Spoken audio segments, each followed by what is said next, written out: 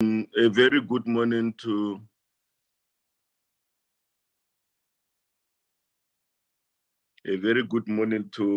the ministry and the MECs here and the HODs and management of the departments. Nortando, may you fly the agenda, please?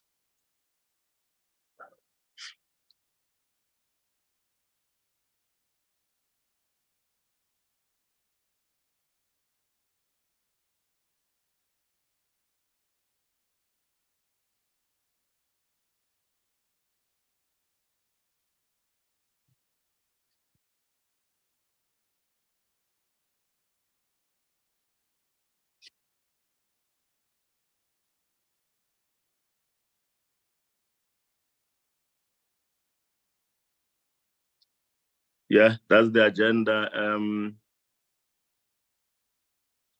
Any additions from members?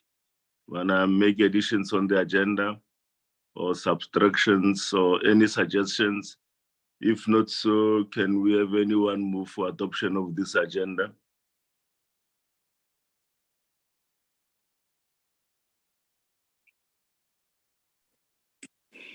Morning, Chair. Good morning. Don't any moves for the adoption of the agenda? Yeah, no, don't get any moves. Any seconder? Morning, Chair. Honorable Christians move to second. Thanks, Honorable Christians.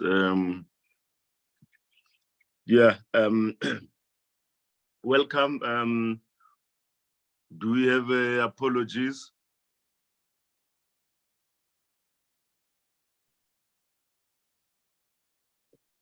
Good morning, Chair. Good morning, honorable members, honorable MECs, and everyone present in the meeting. Yes, Chair, I've got two apologies. One apology is from the minister. She can't join us today due to the fact that she has traveled abroad on official business. Another apology is from the deputy minister. She won't be able to join us today because she will be engaged in urgent departmental meetings. Thank you, Chair. Thank you very much. I think it's understandable. We have, is the HOD in the meeting? The DG?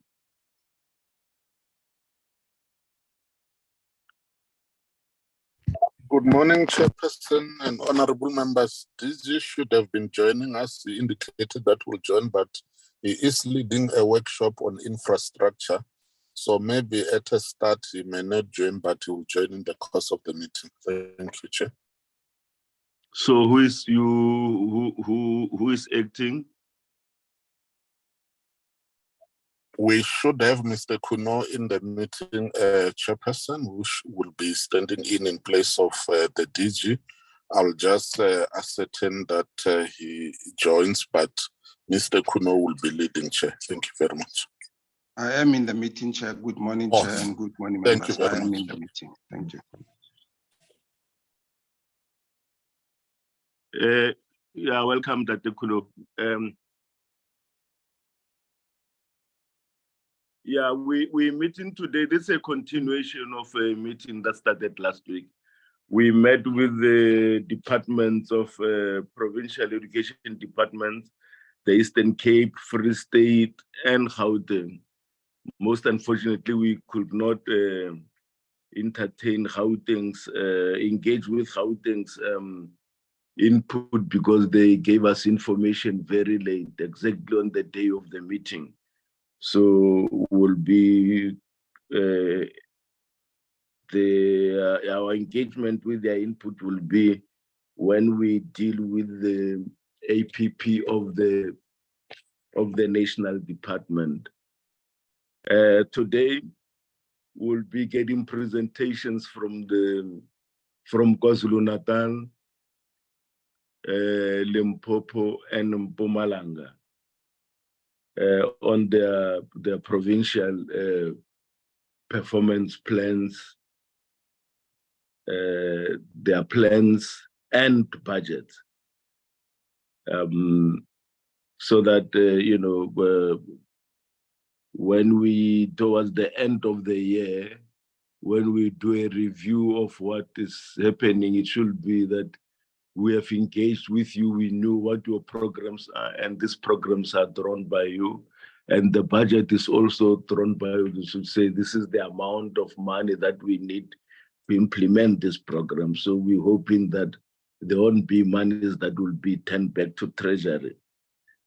We'll start with KwaZulu-Natal. And the fact of the matter is, as we speak, yesterday, I watched the news bulletin on KwaZulu-Natal, the school nutrition program. If you could just, in your opening remarks, MEC, just take us on board. What is happening? Is it really true what we see on TV? And without even going into deeper details, because I guess this matter is being handled at other levels, but just that you take the committee into confidence and just brief us on what is the way forward, what has happened, and what is the way forward. Thank you very much. We'll give over to the MEC of KwaZulu-Natal to lead us in the presentation, and all other provinces before they present, the MECs will introduce, make opening remarks, and then lead the presentation. Over to you, MEC, KZN. And good morning and welcome.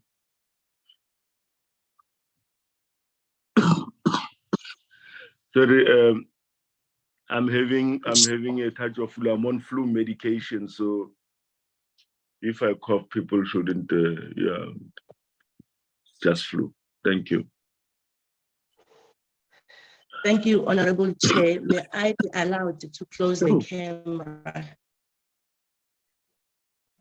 May I be allowed to close the camera so that I have clear network?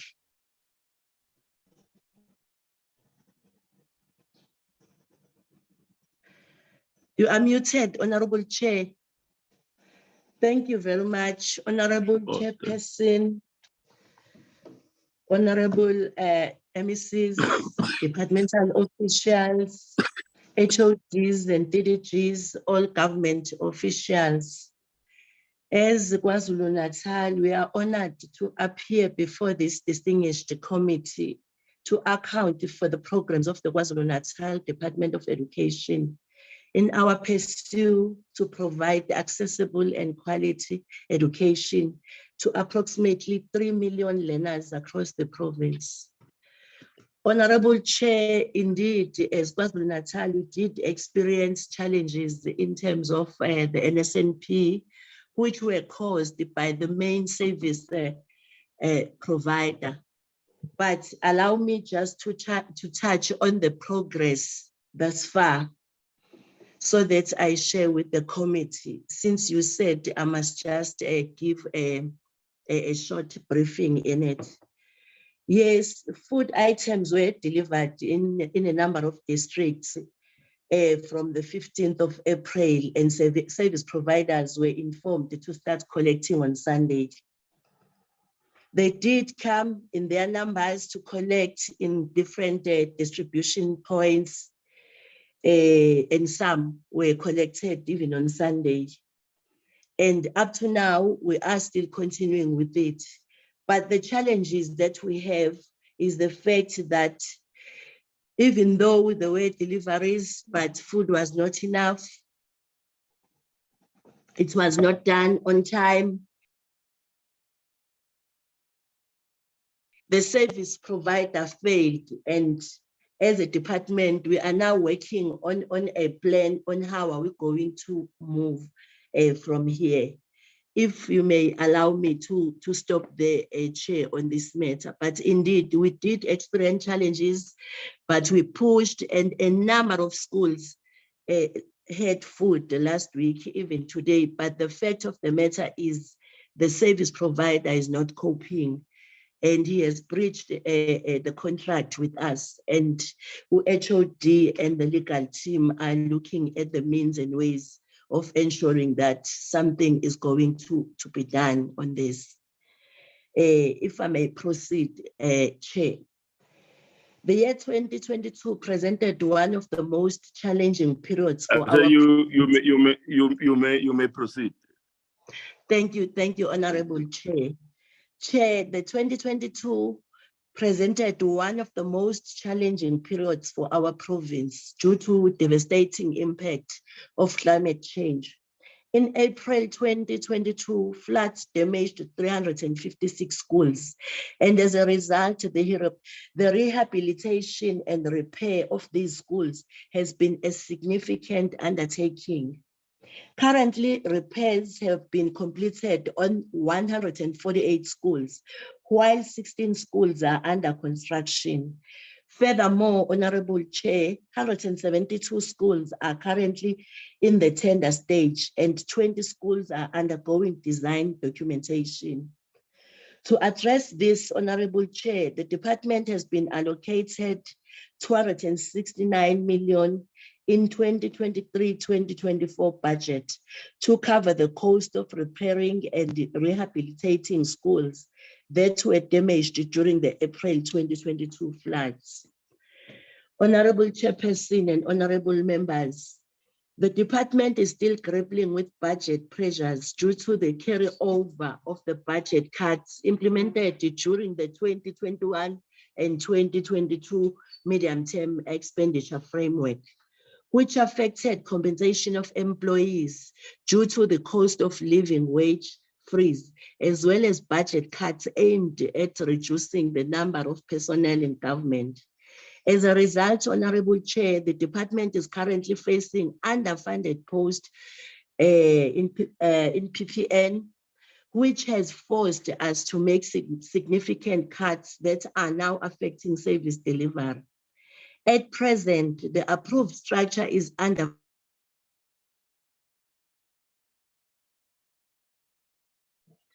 5,151 posts, leaving the department with no room for maneuver.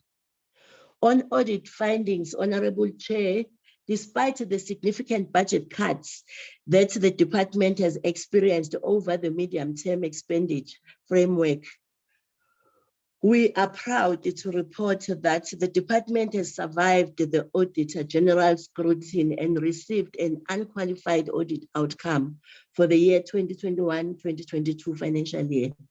This is a testament to the department's commitment to financial discipline and accountability, even in the face of difficult circumstances.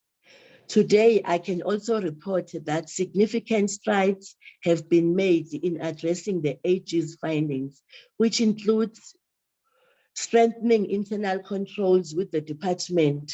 However, we are still grappling with their findings on unauthorized expenditure, which remains a challenge for us. The unauthorized expenditure that the Auditor General identified resulted from the Provincial Cabinet's resolution to grant the department's request to maintain the staff establishment for educators, even though we did not have funds to cover those positions. The reality is that we simply could not afford to lose educators, as doing so would have compromised the integrity of our education system and negatively impacted the educational outcome of our learners. I want to assure the honorable members that despite the financial challenges, we remain committed to providing quality education to all learners in the province and will continue to work towards finding sustainable solutions to the funding issues that we face. On metric results, Honorable Chair, despite the challenges that we faced last year, Chairperson, I'm pleased to report that Kwazulu-Natal metric class of 2022 achieved an 83% pass rate, which is a testament to the hard work and dedication of our learners in education and educators. The quality of our results also significantly improved with an increase in the number of bachelor passes, as well as distinctions in gateway subjects and languages. It is noteworthy that 11 out of 12 districts achieve an 80% pass rate, which was the target set by the provincial government. These results are a clear indication of our commitment to providing quality education to learners in the province, and we will continue to work tirelessly to maintain and improve upon these achievements.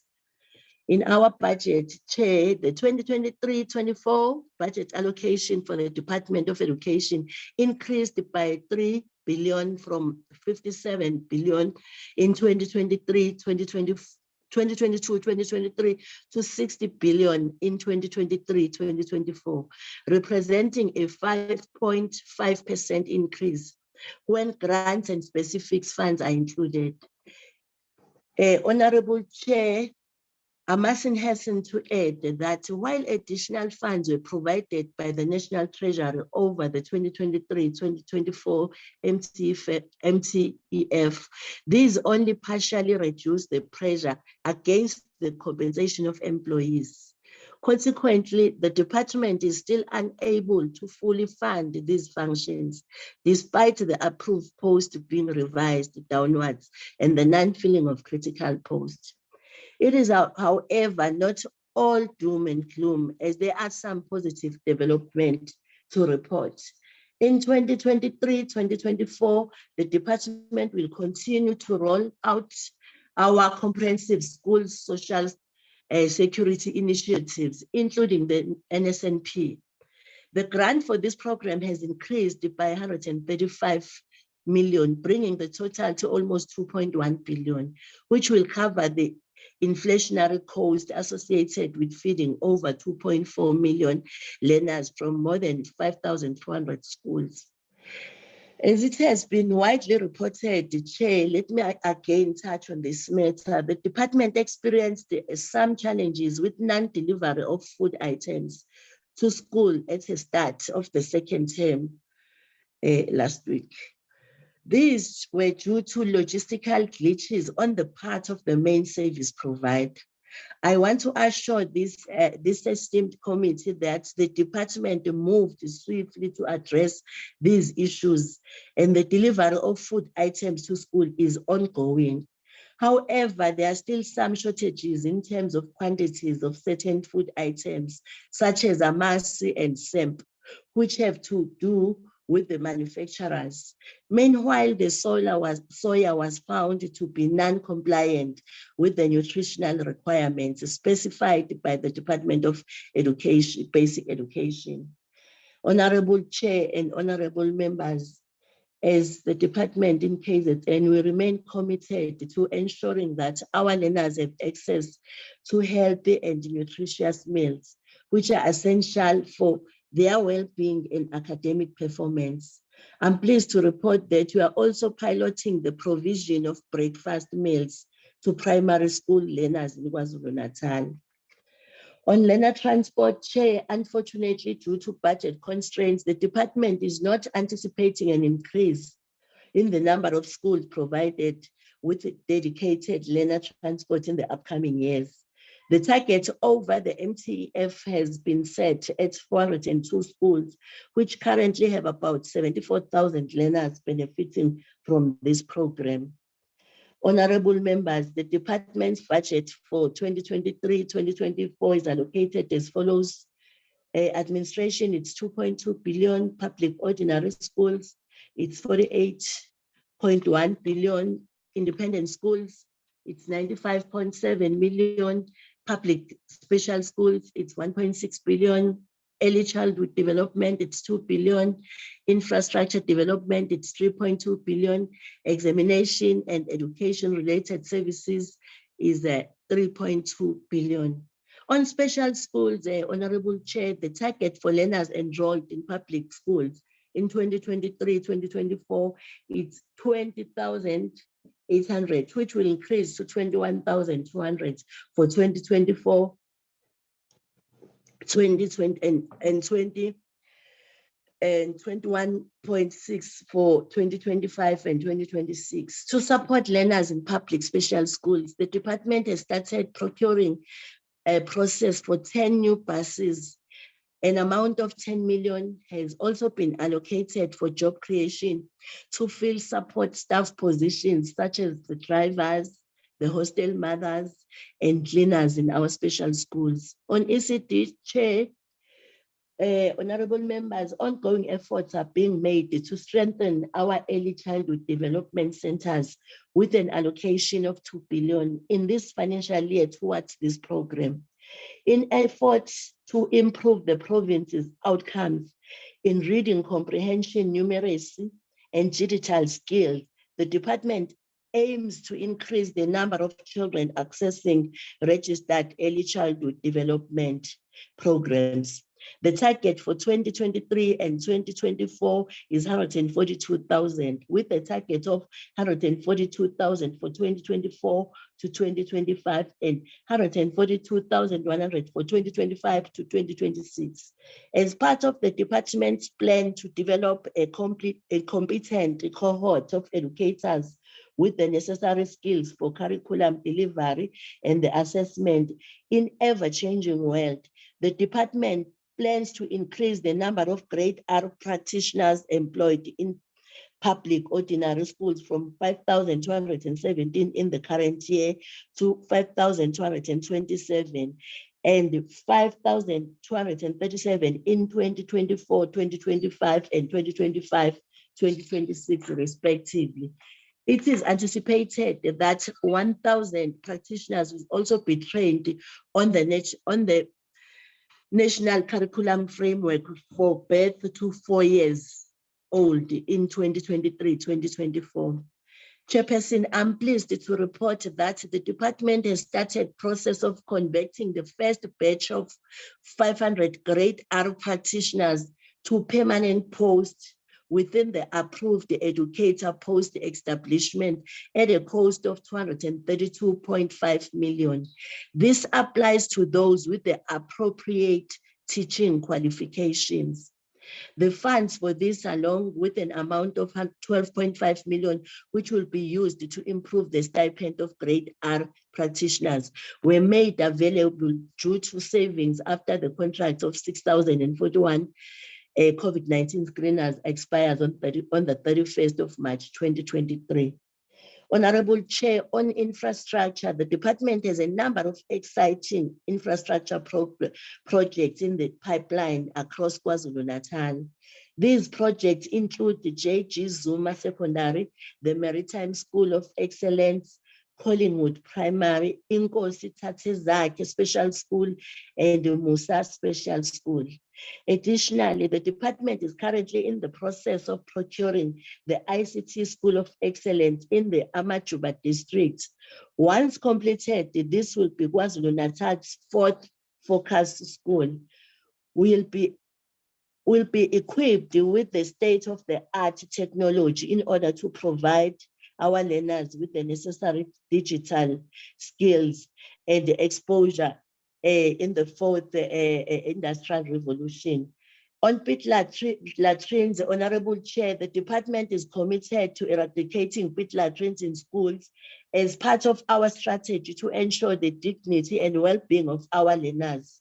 To this end, we initially identified 1,377 schools with pit latrines. So far, we have eradicated pit latrines in 1,120 schools of the identified schools, and construction is ongoing in the remaining schools, which we aim to complete in the 2023-2024 financial year. We will continue to prioritize this issue to ensure that our learners have access to safe and hygienic facilities. Honorable Chair, on cost-cutting measures, Department has implemented several cost-cutting measures to alleviate budgetary pressures. These include the strengthening of internal controls to swiftly address disciplinary matters and reduce the amount spent on the suspended employees. In addition, the department is also undertaking a construction of boreholes in schools as a cost-saving measure to reduce water bills. Currently, we have identified 277 schools where the installation of boreholes is planned, and we anticipate handing over the sites to contractors during the first quarter of 2023-2024 financial year. The department is actively promoting the use of prepaid electricity meters in schools and encouraging principals to apply for them. In addition, Honorable Chair, we are currently exploring the feasibility of installing solar panels in department building to reduce electricity cost and ensure the uninterrupted power supply during periods of load shedding. The department is currently implementing the framework for the transformation of the schooling system. And as a part of this process, a number of small and non-viable schools have been identified across the province. However, Honorable Chair, it's important to emphasize that consultations with the stakeholders regarding the possibility of merging and closing these schools are still ongoing. Among the schools identified for closure, 34 will be repurposed for alternative use by the department, including the conversion into vocational skills centers to address shortages of technical skills. With your permission, Honorable Chair, I would like to now hand over to the department accounting officer, Mr. Ngobo, and the management team to take the committee through detailed presentation that have been prepared for this meeting. Forgive me, Honorable Chair, my voice is not clear. I have flu, I'm not feeling well. Thank you so much. Yeah, just to remind you and everybody that you only have an hour presentation. Actually, it's 50 minutes. 50 minutes presentation. Both the APP and the budget. And the 10 minutes is given to the MEC for the opening. So I pledge all members to remember that part of the allocated time. Okay, over to you, finances.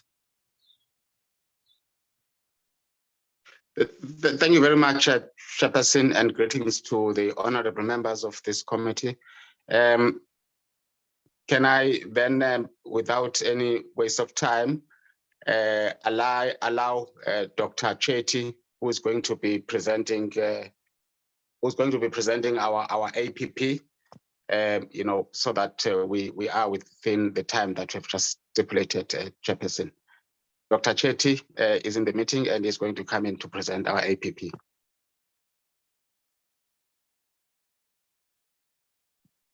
Good morning, Chair. Good morning, MEC, HOD, and honorable members.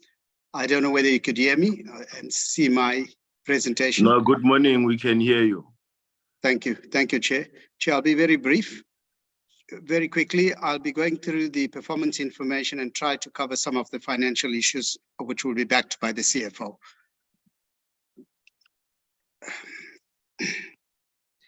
The areas covered in our APP, we have our mandate, our strategic focus, our organogram, and then we look at measuring of our performance information based on the 7 programs of the department. That's administration, public ordinary schools, independent schools, public special schools, early childhood development, infrastructure, examination, and education-related services.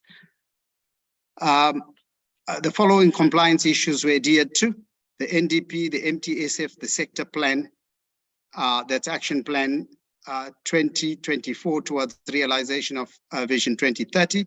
We do have an updated situation and analysis, which has outlined the service delivery environment, taking into consideration research findings and relevant government policies, the COVID-19, vulnerable groups, women, youth, children and people with disabilities. We also cover the storm damages. The performance indicators and targets for both standardized and non-standardized were brought in with SMART principles and in line with the MTSF. We included our mandates, our legislative and policy mandates, and our programs and priorities are in line with the national priorities.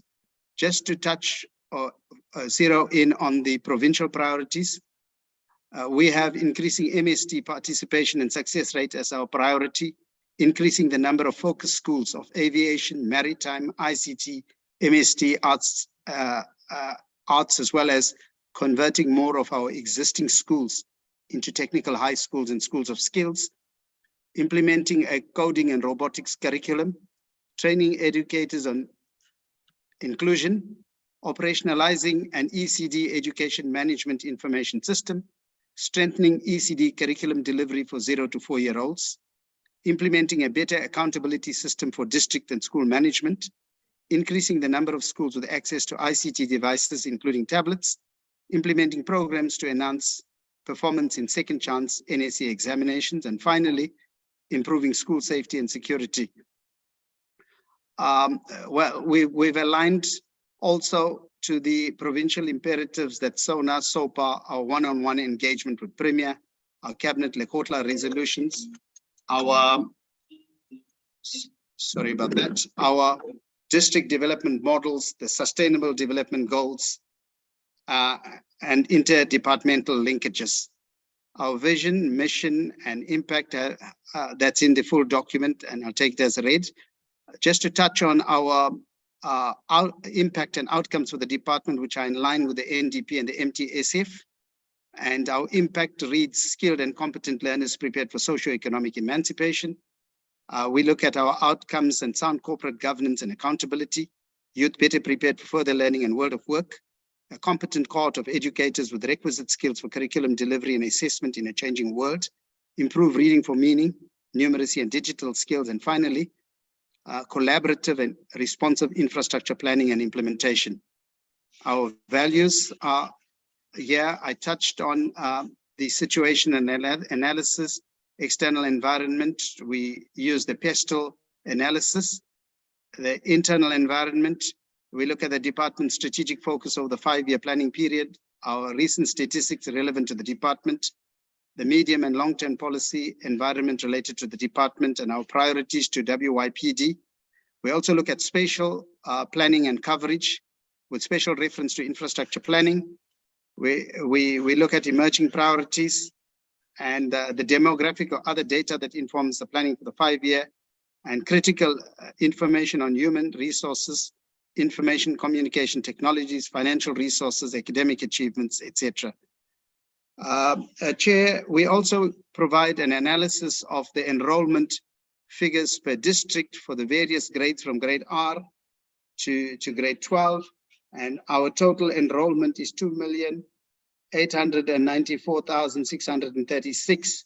That is inclusive of grade R, and if we disaggregate that, we leave out the grade Rs, then we do have an enrollment of 2,731,102.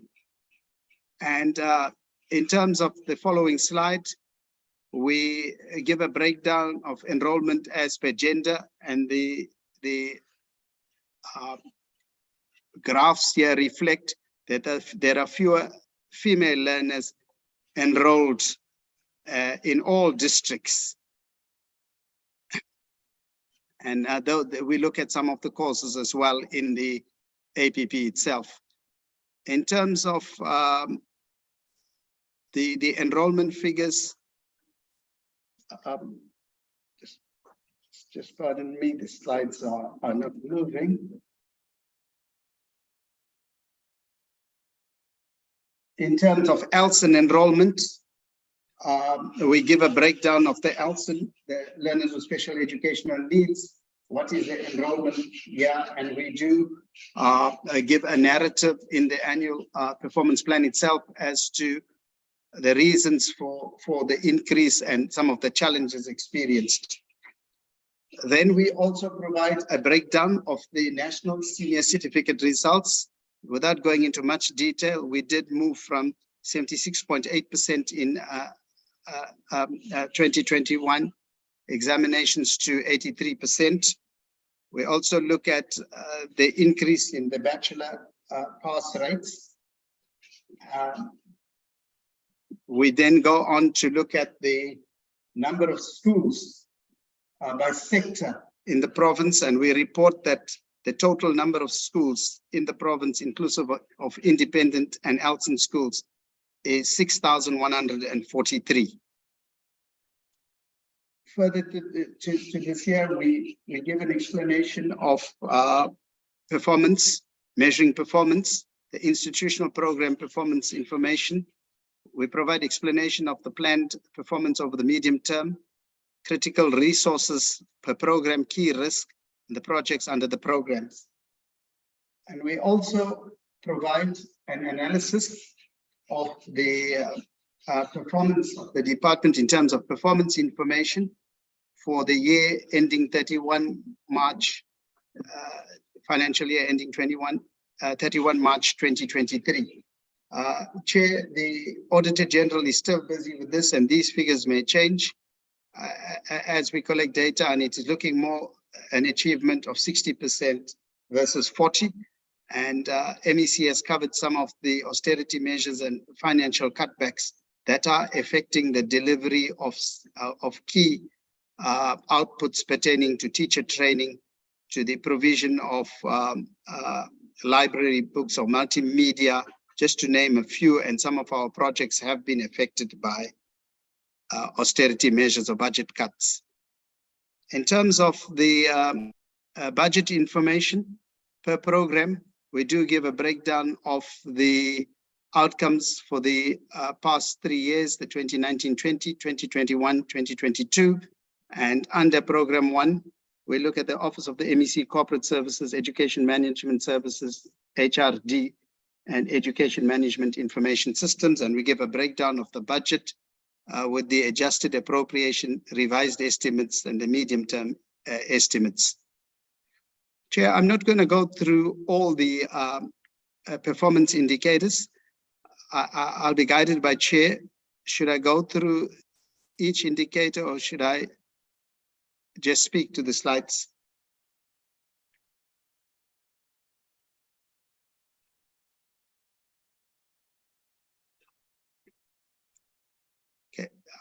I can't hear Chair, but I think I'll continue. In terms of Performance Information Program 1, the performance for 2022 is 5,865, and we do have the outer years, the MTEF period.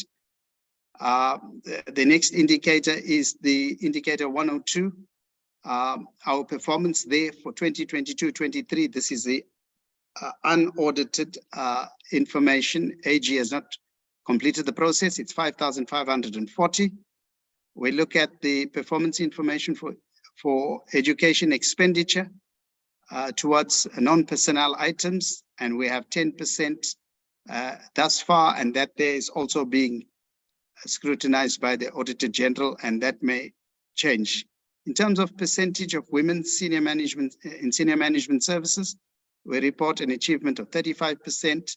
Female school principals, a percentage of women female school principals, 40%. Then we look at program 2.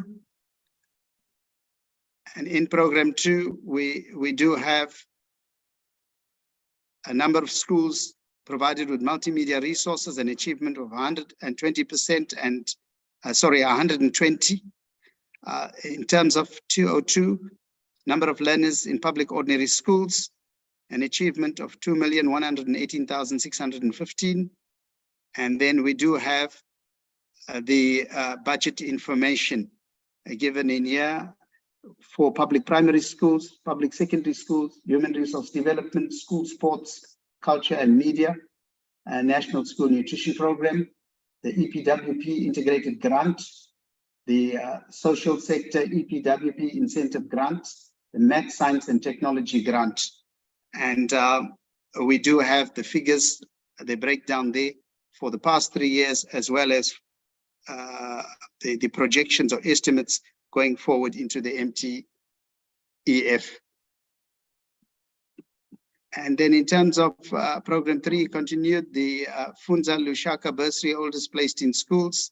The actual indicator has changed from percentage to number, therefore we indicate a new indicator. But if we had to look at the past percentage, if we have to measure that, and we are looking at a placement of 10%. In terms of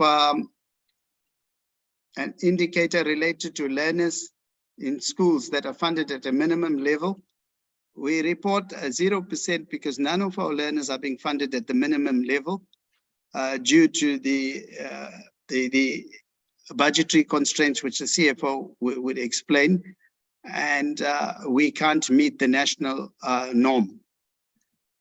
But the department under the stewardship of MEC, HOD, and the CFO are engaging with Treasury to deal with this matter. In terms of SOI 205, number of foundation phase teachers trained in reading methodology, this again is a new indicator. 206 is also a new indicator in the APP 2023-24. Number of teachers trained in mathematics content, again, that is also a new indicator. I will get onto the non-standardized indicators. Percentage of learners benefiting from the school nutrition program, we achieved 83%. Percentage of core LTSM delivered to public ordinary schools, we've got an achievement of 94%, and we provide the reasons for the non-achievement as well, and that was late delivery by suppliers, as well as the certain texts and so on were out of print with the suppliers, but that had been delivered shortly after school had opened. The number of schools provided with dedicated learner transport, before we used to look at the number of learners. In 23-24, it's a number of schools, but we can report that there are approximately 67,500 learners being transported by learner transport. A number of learner support agents appointed to implement care and support. This again is a new indicator. And in terms of program 3, we do have the budget breakdown there for both primary and secondary schools under the independent school program. And here again, with the first indicator, that is a new indicator, percentage of registered independent schools receiving subsidies. In terms of the number of funded independent schools visited, we have 127, and all 127 are visited.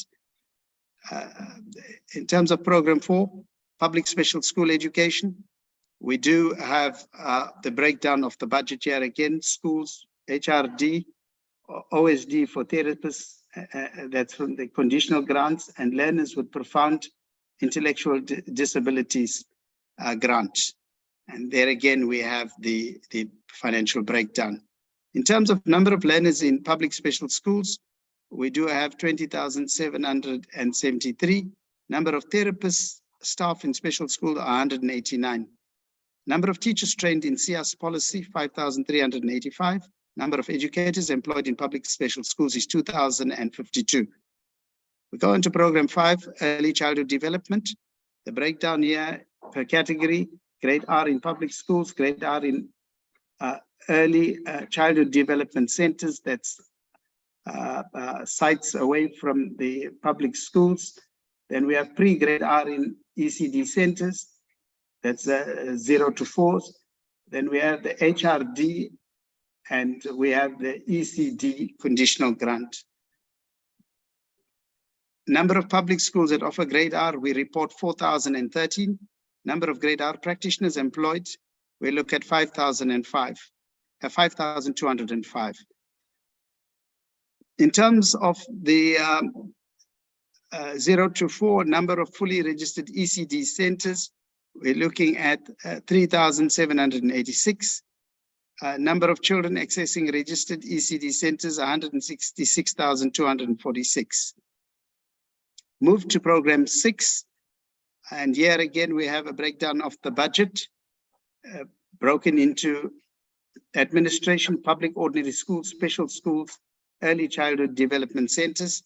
And Chair, that is the narratives have been included in the full document, the annual performance plan, which was submitted. Number of public schools provided with water infrastructure, we report 300. Number of public schools provided with electricity infrastructure, 70. In terms of number of public schools supplied with sanitation facilities, 300. Number of schools provided with new or additional boarding facilities, 1. Number of schools where scheduled maintenance projects were completed, 500. Number of women benefiting from EPWP programs, 80, and those numbers grow as we move over the MTEF period. In terms of number of youth benefiting from infrastructure projects, we report 50. Number of disabled people benefiting from EPWP, 2. Number of infrastructure programs targeted to empower WIPD. This is a new indicator, but we've set ourselves targets for the rest of the MTEF. Program 7, examinations and related services. The breakdown, payments to CETA, professional services, external examinations, conditional grants, special projects, and that's disaggregated into the prior years as well as for the remaining MTEF. Percentage of learners who passed the NSC, 83%. Percentage of grade 12 passing at the bachelor pass level, 43%.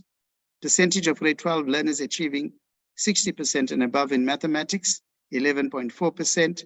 Percentage of grade 12 learners achieving 60% or more in physical science, 17%. And yet again, Chair, in the document, the reasons for the deviations or the non-achievement, as well as the mitigation strategies were presented. Number of secondary schools with the NSC pass rate of 60% and above. We've seen a growth here of it's 1,627. Number of schools with an NSC pass rate below 60%. This is also reduced, and it's a positive trend, 138. Chair, that brings me to the end of the presentation, and I had time in mind, and therefore I did a very swift presentation. Thank you, Chair. Thank you, MEC.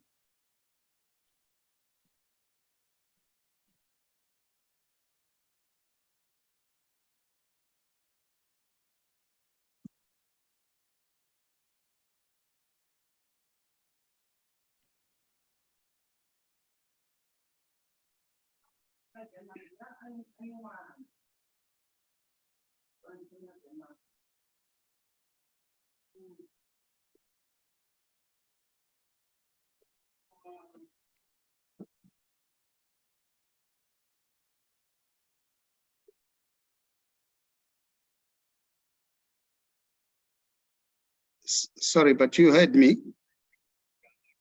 I finished, and I'm just waiting for Chair.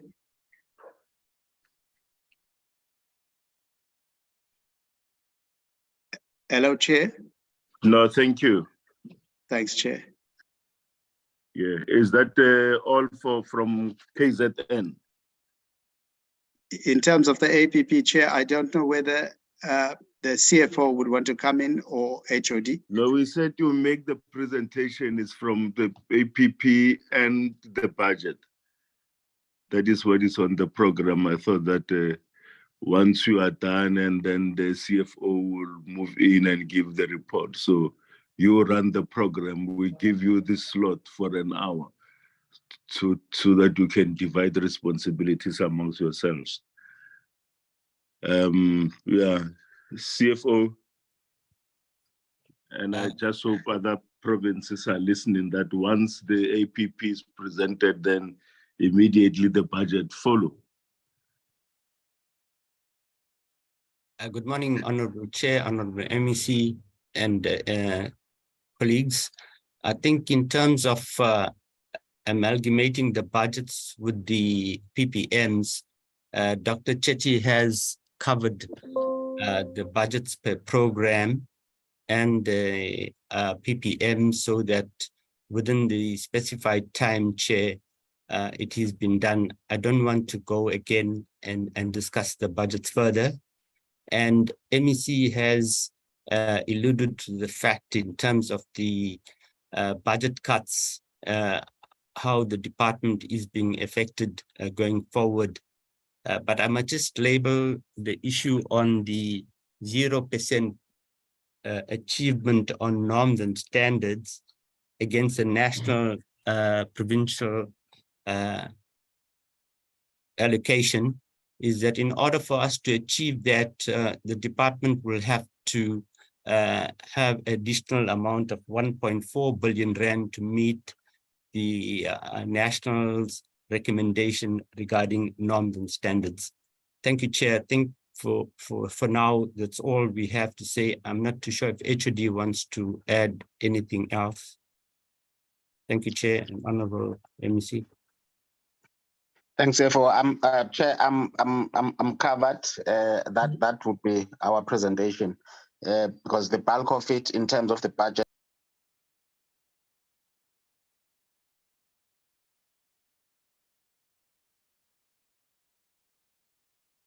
Okay, thank you very much. So what we're going to do, we'll deal with we'll ask Thank the you, questions. We'll engage with Chair. all the three presentations. The bulk of our presentation in relation to the budget was covered in the MEC's opening remarks.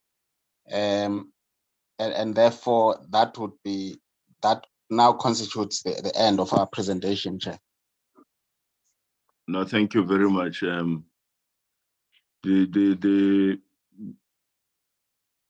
After your presentation, we'll give another province to make a presentation, and then later we'll then engage with all the three presentations, because the questions will more or less be the same. We will want to know about the school feeding schemes, the issues related to second chance matric and others. So the questions will be more or less similar. So now I give over to the, who is presenting? Is it Limpopo?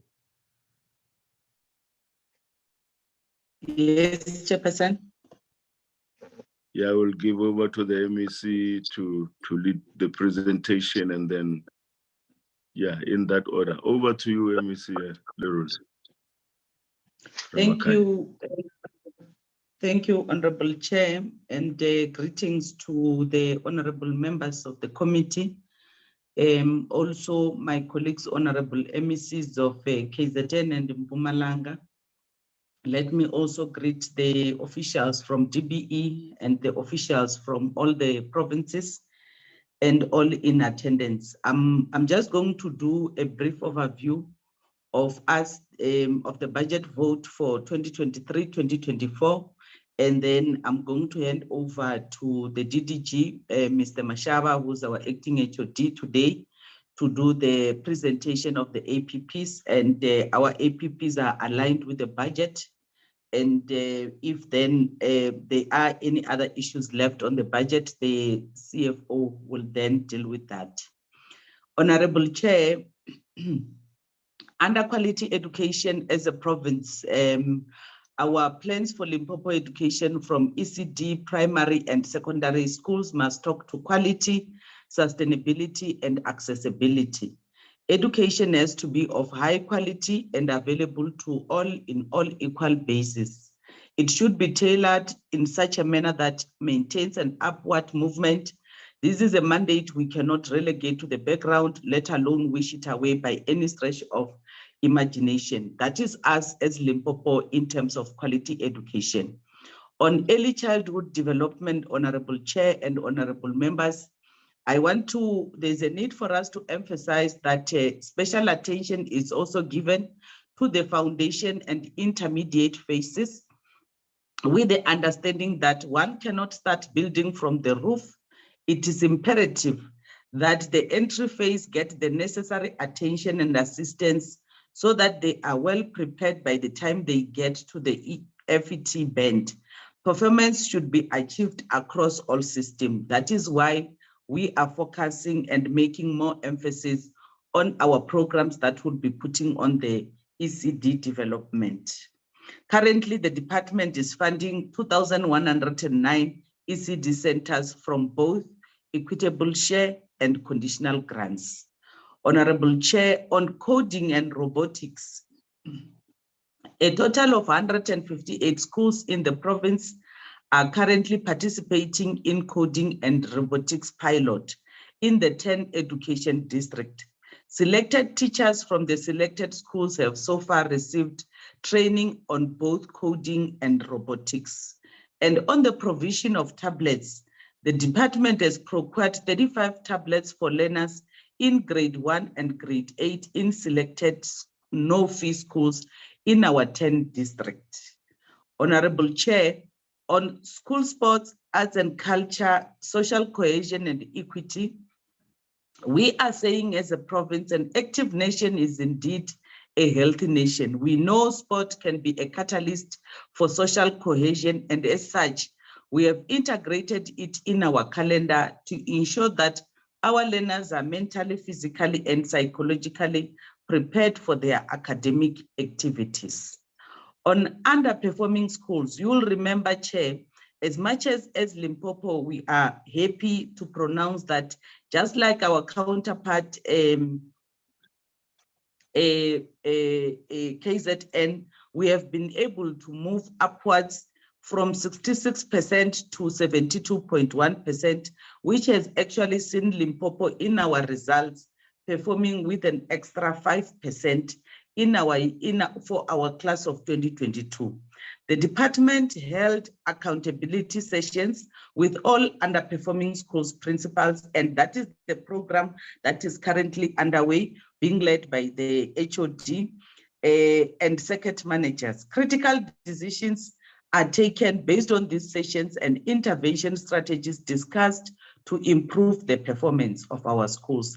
The sessions also led to the establishment of the rapid response team to focus mainly on also low-performing districts in our province. On the learner and teacher support material, Honorable Chair, the department has been procuring the LTSM, which includes textbooks and scholastic stationery for all the public, ordinary, and special schools in the province. The department will continue to use the LTSM procurement as a catalyst for empowerment of youth, women, and persons living with disability in the province. On the National Schools Nutrition Program, Honorable Chair, 1.6 billion is allocated for the National School Nutrition Program grant. And we are going to provide learners with nutritious meal for a specific number of school days over a year to alleviate hunger, access to education, and to contribute to the enhancement of learning capabilities. In the year 2023-2024 financial year, the program is going to serve meals to learners in 3,601 primary and secondary schools in our province, and inclusive of 35 special schools. And like ourselves, we are also going to be piloting breakfast protein, a breakfast in certain schools for the financial year of 2023-2024. On learner transport, Honorable Chair, the program will continue to provide transport to 59,905 learners who travel 5 kilometers or more per single trip to school.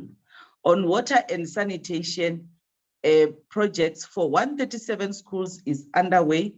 The projects are geared to the eradication of pit latrines in schools. And I should be able to say, under infrastructure provisioning, we have identified the upgrading, refurbishment, rehabilitation, and renovation, as well as maintenance and repairs of our schools. And already, Chair, as we start the year, there are 10 completed schools that we are underway in terms of opening. And I just want to say to the honorable members, we are also, as a province, we have budgeted for the Presidential Youth Employment Initiative, which in this budget we have received an amount of 884 million so that then we can be able, in over 135 youth in schools for the 2023 and 2024 financial year will then benefit in terms of the programs started engaged. We have been able to engage 35 youth who are on a 5 months fixed contract. Honorable Chair, our budget for 2023-2024 as the Department of Education in Limpopo is 38.188 billion, which then when I hand over to the DDG, Mr. Mashaba, is going to take us through our programs, the APPs, and how the budget that I've just presented have been allocated. Over to you, DDG Mashaba. Thank you very much, Honorable Chair.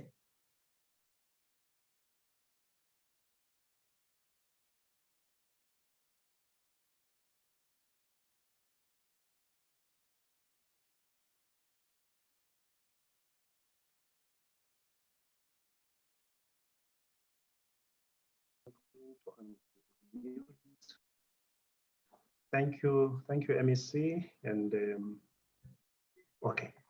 Thank you, MEC, Chairperson, Honorable Chairperson, and all members. Good morning. As indicated, my name is Martin Mashaba. I am the DDG for Corporate Services, and I'm standing in on behalf of the HOD, who is attending a meeting on the infrastructure program at national, the one that was indicated that the DG is attending. She's attending that meeting, but she has logged into the meeting, and if by chance she is able to still stay in the meeting, she will be able to also come in when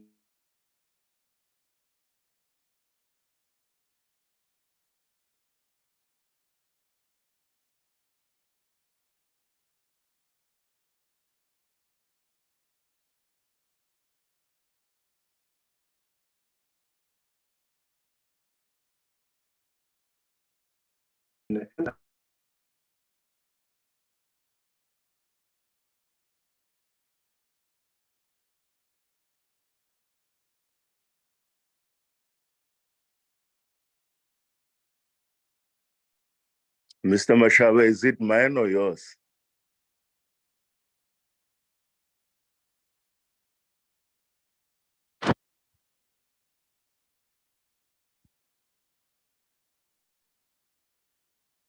Can anyone hear the presenter? No, No, Chair. No, Chair. No, Chair. It's Oh, gone. I thought it's my problem.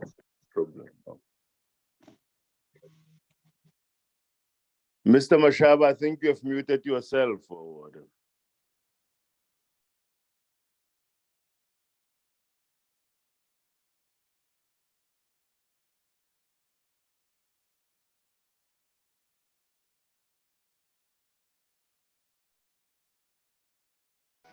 can you hear me, Chairperson? Hello? Mr. Mashaba, now we can hear you, we can see you. You can, they said you'll be flagging the presentation on your side. Also, thank you very much. My apology for that. I'll try to use the earphones. I think the computer had a problem. I just want to see if my screen is visible to the members. Just see.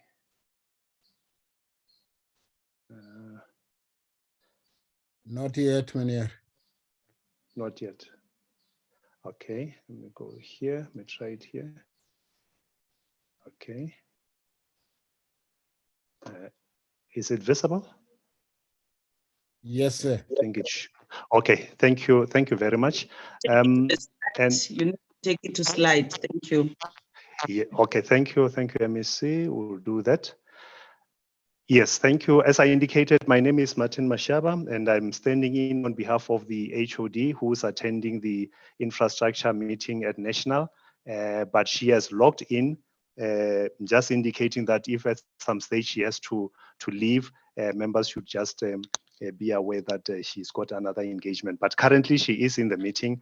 At the end of the presentation, she will be able to also come in if there's a need to come in. And good morning. I think I greeted the members, the honorable members, when I was offline, but good morning, honorable chairperson and honorable members. It's a pleasure for us to be able to present here. I am not going to go into the introduction. I think the MEC has made quite an elaborate introduction, so I don't want to repeat what she said, noting the time constraints that we have. So I will go to this slide that we normally as a department start with, just to remind ourselves why we exist.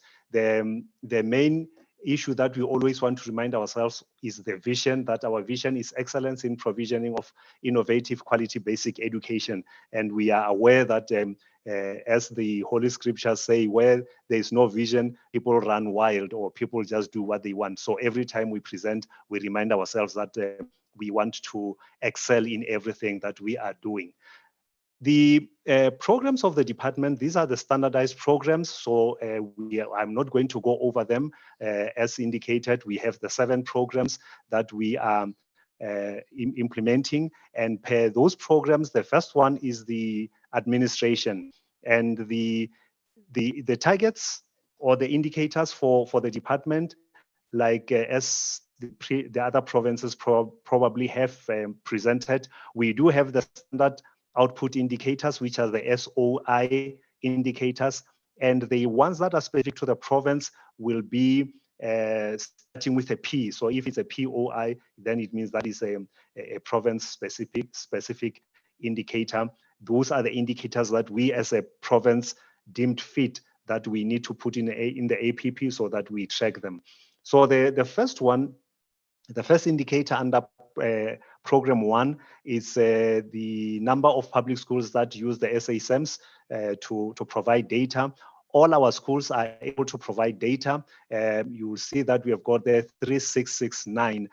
What is of interest, which I want to point out here, is that you will see that the number of our schools have been slightly decreasing over the years, and the reason for this is the measure that has been taking place over the years. So if we see the school is not viable, then they are meshed. So this is why the number has been decreasing slightly. Last year, or 22-23, we had 3684, but now we've got 3669. Now SOI 102 indicates there that all our schools, we are able to contact them electronically. What I just need to mention here is that while we have got all the email addresses, which as of now, most of them, actually all of them, they have provided us with private emails. But we have started a process which is about to be concluded, where we have created email addresses for all our schools, so that at the end, we no longer have schools using Gmails or Yahoo or whatever other private email, but all of them will be ending with a name of school at limpopo.gov.za. So they will now be on the government network. The emails have been created. What is currently happening is that we have got officials now going to the schools to assist them in setting up their systems. So we are then saying that even in this year, we still anticipate that all our schools, we will be able to contact them electronically. The next one is a percentage of expenditure going towards non-personnel items. As can be seen, we are currently at 19.6, and we expect that next year, or this current year, 23-24, it will be 19, and it will be decreasing slightly as we go forward. The next provincial indicator, the POI OI 101, is the number of qualified grade R to 12 educators, age 30 and below, entering the public service as teachers for the first time during the financial year. This indicator, we have decided to retain it. It was part of the previous standard output indicators, or the standardized indicators. We have decided to retain it, noting the challenge that the department is facing of having a very aged educator cohort. So we have realized that most of our educators are above 55. So those are at a pensionable age. So we are trying to check to see if we are able to replace them as they exit the system, whether the system is able to then replace those educators. Now for program one, the budget for program one is 2.27 billion. And what I'm not sure if it's visible, but I'll just try to indicate. The one that I want to highlight here is number 3, that education management. Now this, as you can see, it's got the bulk of the budget for program 1. This is where our education districts are. As a province, we have got 10 education districts and 141 circuits. So their administration is accounted for here, and this will include everything, including traveling and monitoring of schools, and that is why that amount there it's a bit high.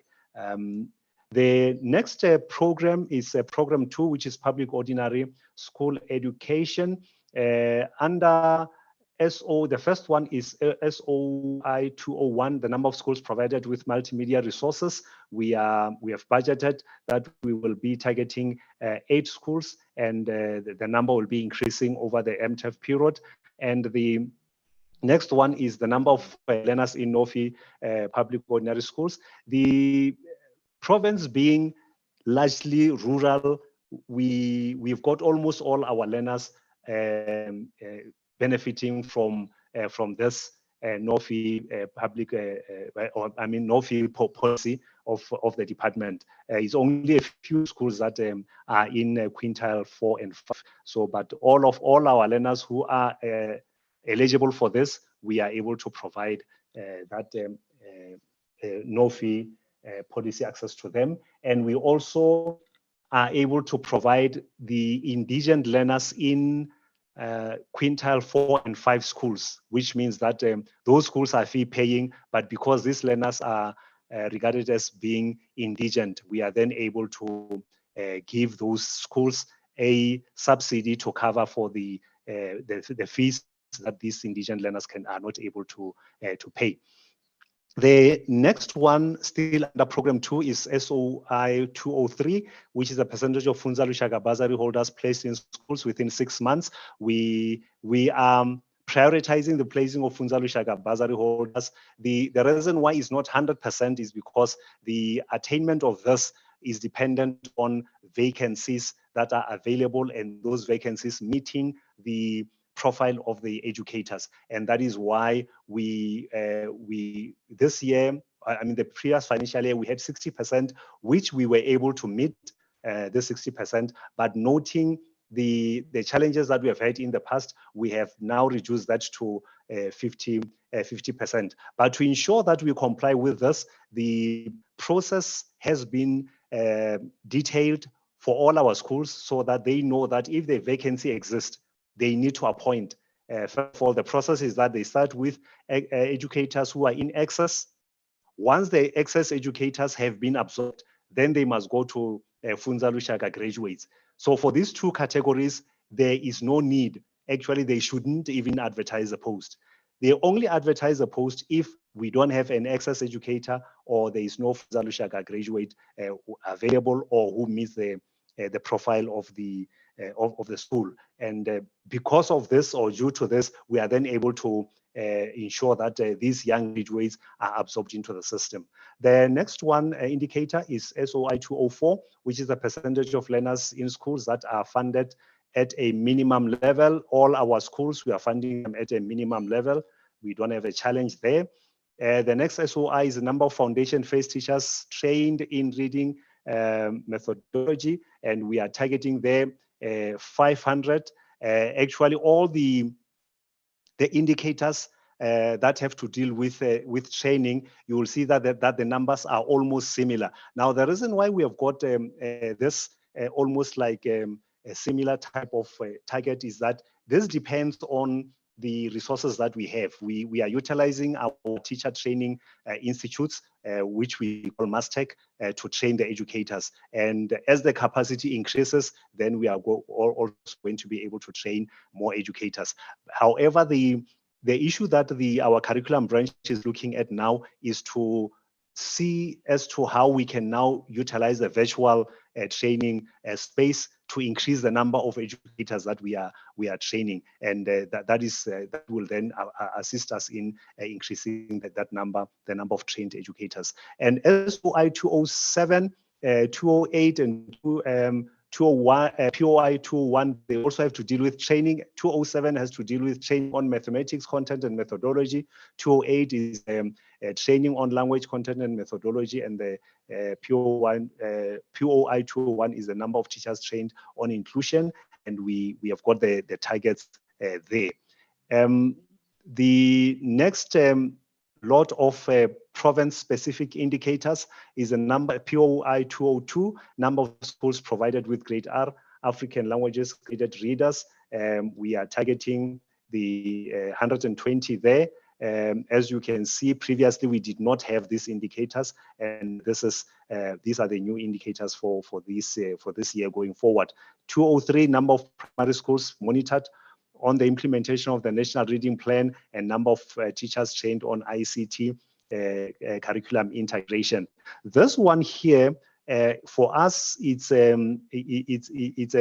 priority because it is in line with our recently approved e-education strategy. And we have noted that again, the numbers here are quite low, which, however, is in line with the number of schools that we are able to provide ICT gadgets to. But the intention is that we also, as I've indicated, need to see how we can use virtual training to increase this number. But based on the current resources and the collaboration that we have with the EPDP SETA, these are the numbers that we are training, and we have been doing these numbers for the past 3 years or so. So we do have quite a few educators who are trained on this. The intention is that each of these trained educators will become an ICT champion in their school, and therefore they are then expected to go and train the other educators in that school. So in a way, it will then help us to close the gap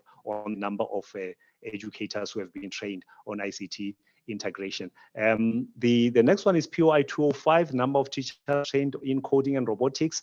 We have got that number there, 500, increasing to 900. POI 205, number of focus schools offering technical vocational streams. The issue of focus schools is a priority in the province, so we are also prioritizing it as part of the department, driving this process of focus schools, and our premier is also quite interested in this. But those are the numbers that we are targeting for now. And the percentage of learners with access to required EFL textbooks and in grades 6 and 9, that is the percentage that we have. We can just indicate that the reason why this matter here is important is because of the demand for these skills in the province. So that is the direction that we are taking to ensure that the private sector in the province is able to receive or get the resources that they need within the province, and that they don't have to go outside the province to get these resources. The budget for program 2, as can be expected, because that is where all our schools are, is 31 billion. And we, if we were to break this down, the bulk of this that would be going to the COE, because as a labor-intensive department, we will be spending more of our money on COE. However, that one here, the Maths and Science and Technology grant, that is the conditional grant that we are using for our MST schools. These are the schools that were previously under this program here. You can see there that we have got a sub-program, Denali Schools Grant, which has been discontinued. So all those schools that were falling under 6 and 7 are now being catered for under program 8. Independent schools, basically here is just a matter of subsidizing these schools, and we are saying all the qualifying schools will be subsidized as long as they perform at an average equals to the average of the public schools, which means that if grade 12 is at 75%, 76%, whatever the percentage, then the independent schools must also perform at that level. If they perform lower, then we discontinue the subsidy. But I think over the years, we've only had maybe once or twice, would have 1 or 2 schools that whose subsidies were discontinued. The next program, okay, that is just the budget for the subsidy to the independent schools. The next program is Program 4, Public Special School Education. The first standard output indicator is the number of learners in public special schools. Those are the numbers. They've just increased slightly, so we will just be supporting those learners. And we and ISO 402 is the number of therapists or specialists in these special schools. Currently, we are having 32, but we are busy with the process of appointing more, so the numbers will be increasing as the appointments are made. And that is the budget for special schools. That is 662 million. ECD, first one is the number of public schools that offer grade R. So these are the numbers there. We have got almost most of our primary schools offering grade R.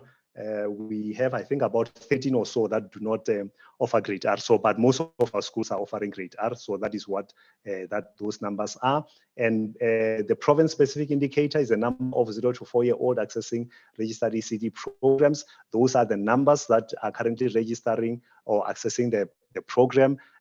Personally, I would have been happier with the percentage, which would indicate that of all the learners that are out there, or the children that are out there which need ECD programs, what percentage, what capacity do we have to cover these numbers? But currently, this is the indicator that we have, which is what we have taken over from the Department of Social Development, but we'll be re-looking at that one. The next one is the number of grade R practitioners trained on CAPS. We are going to be training, the numbers there are there. Number or POI 543 pre-grade R practitioners going to be training. Let me pass on that. And the budget for ECD, that is the amount that we have budgeted for, 676 million. Infrastructure development, we have the first one is the number of public ordinary schools provided with water infrastructure. We are targeting 30, just to indicate that for all our new schools, this provisioning is covered, which means when we build a new school, it will come with water infrastructure. So this is really to just address the backlogs that we have. SOI 602, number of public ordinary schools provided with electricity. Again, you can see that we only have 2. The reason is because all our schools have electricity. It's just the new schools that come up that have to be provided with electricity. Number of public ordinary schools supplied with sanitation facilities. We are targeting there 50. Currently, we are dealing with 100. So these are the targets that we have got for next year. And SOI 604, number of public ordinary schools provided with new and additional boarding facilities.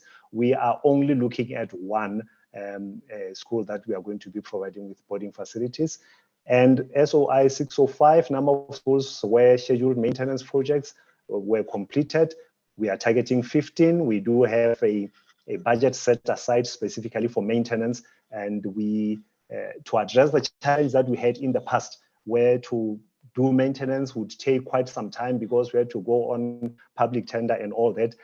We have appointed a panel of contractors who are ready at any time when there is, for example, a storm damage to a school. we don't have to now wait two months or so on to address that. We just use the panel of contractors that are on the list of the department. So these are not the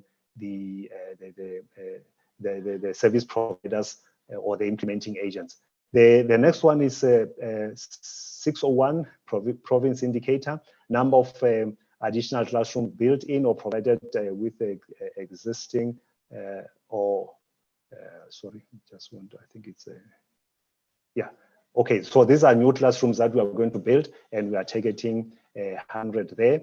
And 602 is the number of public ordinary schools provided with or additional boarding facilities. This one here is a mistake. Because this one is spoken about. Actually, the indicator is supposed to be, sorry. The indicator was supposed to be this one, which is the number of new grade R classrooms built or provided. And this is for grade R, not for boarding facilities. So my apology there. This is supposed to be here. And those are the numbers of new grade R classrooms that we are going to build. And the budget for infrastructure is 1.48 billion. And the last program for the department is program 7, which is SOI. The first one is SOI 701, percentage of learners who pass national senior certificate. We are currently at 76.9, and we are looking at going to 77%. This is our target. This is what we had targeted. And now we are saying for this year, we want to go to 77%, and ultimately in the next year, breach the 80% target. Percentage of grade 12 learners passing at bachelor pass level.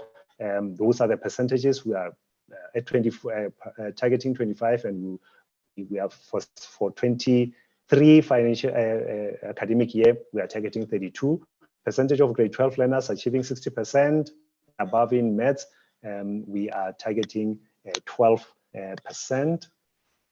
And SOI 704, percentage of grade 12 learners achieving 60% or more in physical science, we are targeting 18%. 705, number of secondary schools with NSC pass rate of 60% and above, we are targeting that it should be 1,000 and above. And 701, number of public primary schools where at least 60% of grade 6 learners perform at level 4 and above in IFAL and mathematics. It's 450, and this is in line with our endeavor to ensure that we address the challenges that we have got in the lower grades in the foundation phases. The next one is the number of programs implemented to enhance performance in secondary chance NSC pass. So this is a new indicator, but we are saying that we need to now start looking at this second chance program. And because of that, we are going to be running a program every year to ensure that these learners are attended to. And the program the budget for program 7 is 1.7 billion. The bulk there goes to our special projects. So this will be where your scholar transport and other related special projects come in. And the next one, which rightfully so takes the second bulk, is on external examination, 513 million. And with that, Chairperson, let me thank you very much for the opportunity to present. Thank you.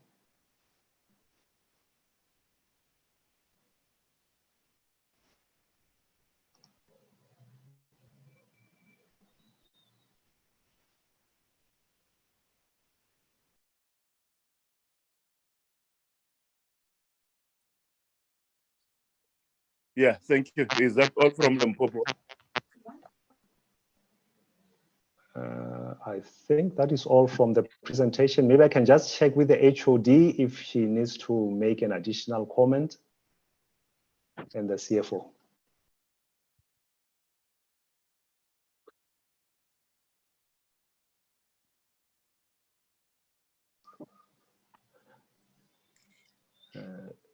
Good afternoon, good morning, Honorable Chairperson and Honorable members.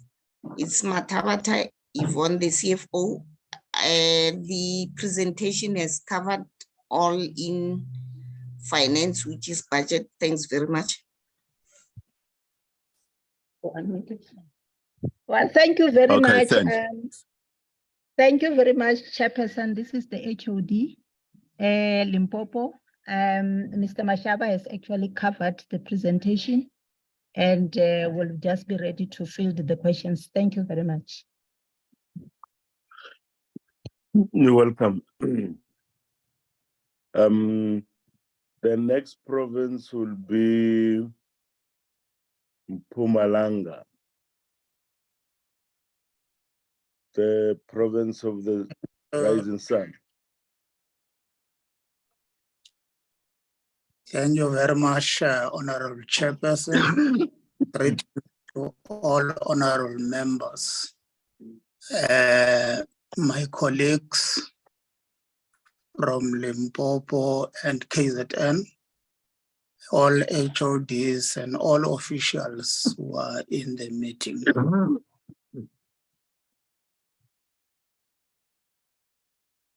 Chairperson, I think I've got a slight problem of network, but I think it's going to at least tolerate until one finishes. The 2023-24 annual performance plan reaffirms the commitment of the sixth administration in the delivery of the MTSF priorities of both province and the education sector. The plan echoes the path we have journeyed towards the delivery of quality education and skills of the changing world to promote economic growth in the province and changing the lives of our people.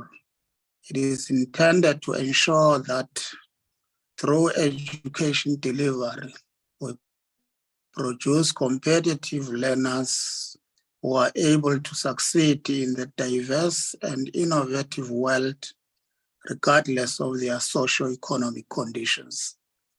Its success lies mainly in institutional ethical leadership, good governance, high levels of professionalism, and accountability at all levels of the department.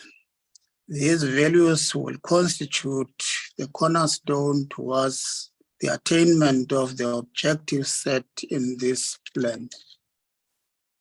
The workforce of the department will be measured by the extent to which they accelerate the delivery of the standardized output indicators, as well as the provincial output indicators.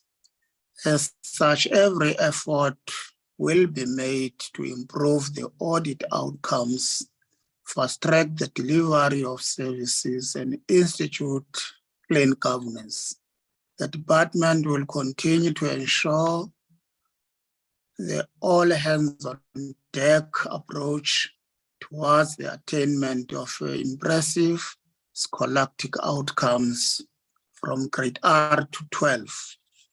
This is keeping to the dictates of the National Development Plan, as well as the Sector Learner Improvement Plan.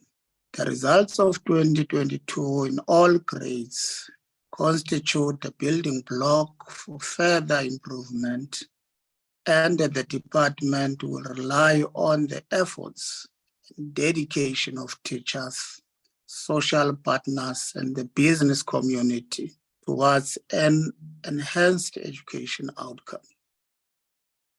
The department will continue to rally side by side with its stakeholders through the Quality Learning and Teaching Council to support the entire workforce of the department at all levels and to fast-track the implementation of the plans set for this financial year and beyond. Central to all programs is the implementation of national reading strategy, Drop All and Read campaign, as well as the enforcement of the strategies to improve reading proficiency in all the schools within the province.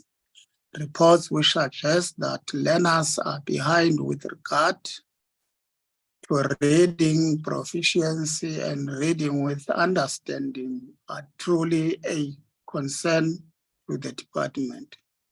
To this end, the department will work tirelessly with all institutions like Room to Read, National Education, Collaboration, Trust, and so on to ensure our 10-year-olds read for meaning in their respective grades. Chairperson, when it comes to school infrastructure delivery, we regard it as a fundamental pillar to redress the past imbalances and to restore the human dignity to the previously disadvantaged communities, and forms part of the key aspects to be put in motion to ensure that our learners learn in a conducive and dignified environment. 80 school projects were handed over during this MTSF period. This vividly shows the commitment of the department towards the creation of favorable learning and teaching spaces within the province. The department continued to provide meals to deserving learners in quintile 1 to 3 schools through the National School Nutrition Program in an effort to keep our learners at school, provide them with nutritious meals, and thus improve learning outcomes. In the process of providing meals, the department was able to create extended public works program jobs for food handlers with an end goal of alleviating poverty.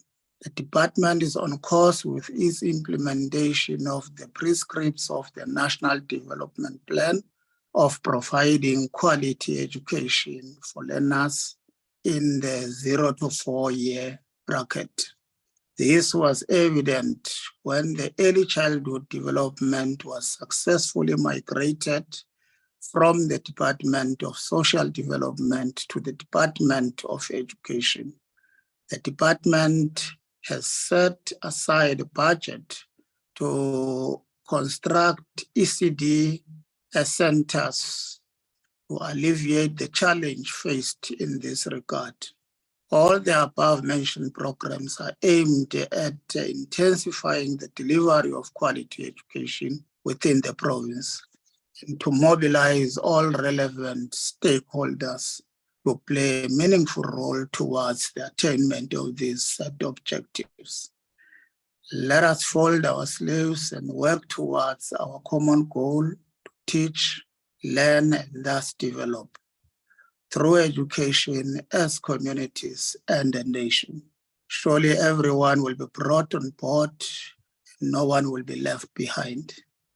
Chairperson, I will now hand over to the head of education together with the team to make a presentation on behalf of the Department of Education in Mpumalanga. Thank you very much. Thank you, Honorable MEC. Thank you. Let me start by greeting the chairperson of the Select Committee, the members of the Select Committee, the MECs in the meeting, the HODs, and all the colleagues in the meeting, including the DG of Basic Education. Indeed, Chairperson, we have been requested as a province to present our APP, including its budgets. I'm conscious of the time that has been allocated to us, and I would try my best to stick to time, but also indicating, Honorable Chairperson, teachers are used to a double period. So I think what I would try to do is to make sure that I don't exceed that period allocated. The presentation, the slide gives us the presentation outline. And in this presentation, we're speaking to the mandate that we are supposed to deliver on as the Department of Education in Mpumalanga, the policy context that guide everything that we are doing, the 2023-24 priorities, and these priorities are what is captured in our APP, including the related budgets. But we're also providing to the committee other stakeholders, other partners that are also supporting the delivery of education in the province. The Honorable MEC has already spoken to the purpose of the presentation, particularly as it relates to the 6th administration priorities. In this slide, Honorable Chairperson and honorable members, we are presenting the mandate which is vividly captured in the MTSF 2019 to 2024, and also captured in the National Development Plan, and also captured in other plans, particularly the Mpumalanga Vision 2030.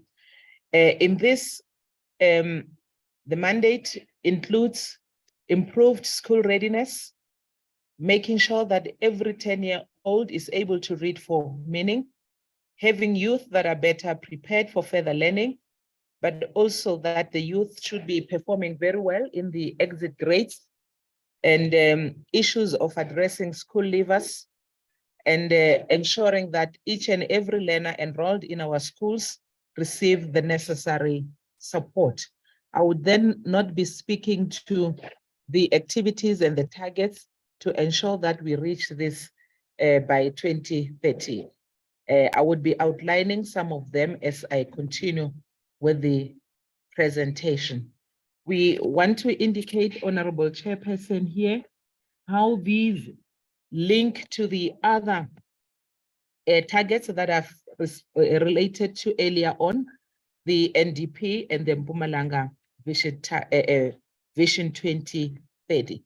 So in all these indicators, there are targets that we are supposed to meet nationally, but also targets that have been set by the province for us to meet. Let me also indicate, Chairperson, that one can see that the targets set for us by the province are almost the same targets that has been set for us as the national in terms of the NDP. There are values that guide what we do, and the values of equality, the values of ensuring that the rights or the best interest of the child is paramount, the values relating to access to education, values of equity and redress, they inform everything that we are doing as a Department of Education. It is for this reason that we upfront these constitutional values so that as we plan and as we deliver the business of education, we can make sure that we achieve, or we actually are not breaching these values of the Constitution. The department's programs, Honorable Chairperson, are informed by the theory of change. And this theory of change, we are identifying the areas of intervention if we are to deliver quality basic education. The whole issue of ECD, as the Honorable MEC has already spoken to, the whole issue of our teacher competence, our teacher capacity, and the availability of teachers, ensuring that the curriculum is relevant, the curriculum is implemented as intended, and ensuring that our learners are not lagging behind in terms of ensuring that they also are part of the fourth industrial revolution. They can make an impact. So this slide overall speak to these areas of intervention that the department must focus on if we are to deliver quality basic education. And they inform the prioritization of programs in our APP.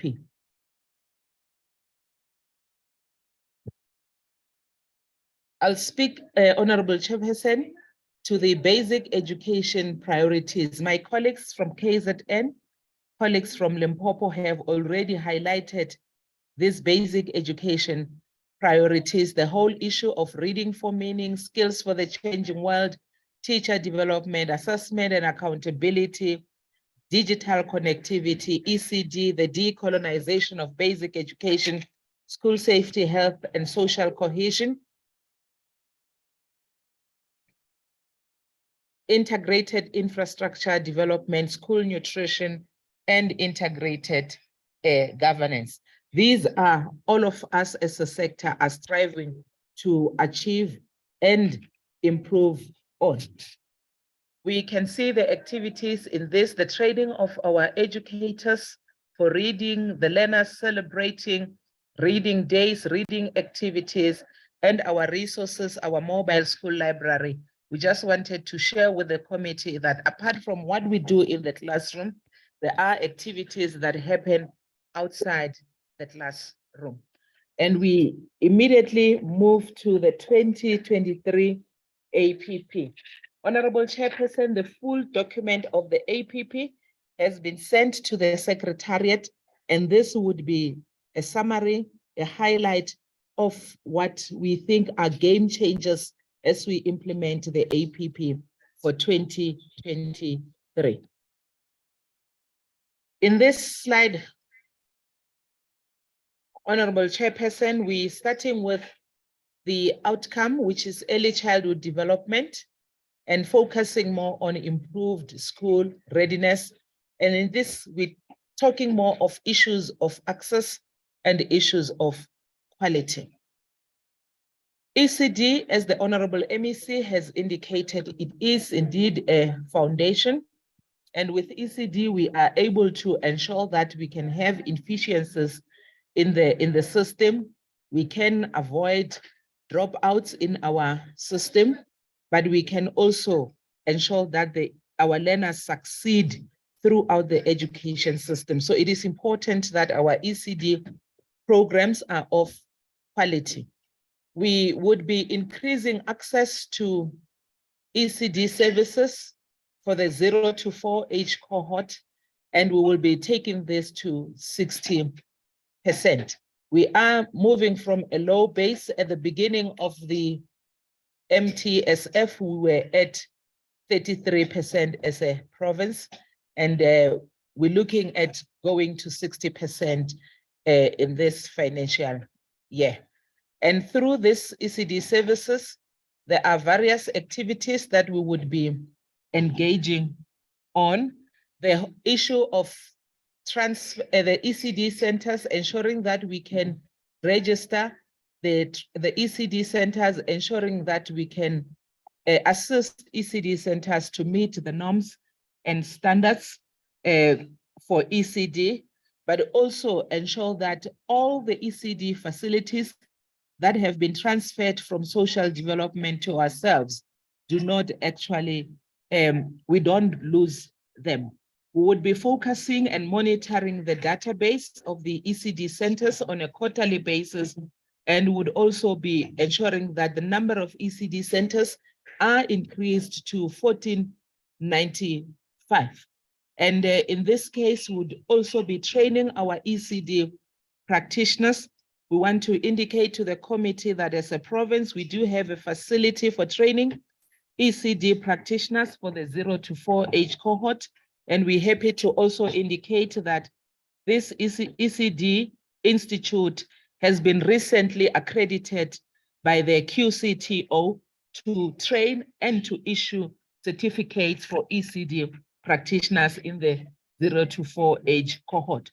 So we will be training 200 practitioners through the ECDI, and we'll also be refurbishing 29 ECD centers, utilizing the ECD maintenance grant, including the establishment of a low-cost ECD center.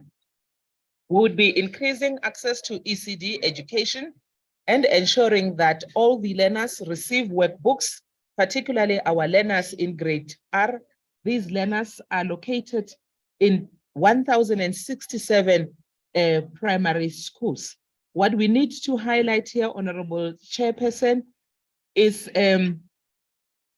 the issue of capacitating our ECD practitioners to deliver or to present the national curriculum framework, which we take as a game changer in terms of improving quality in the ECD center.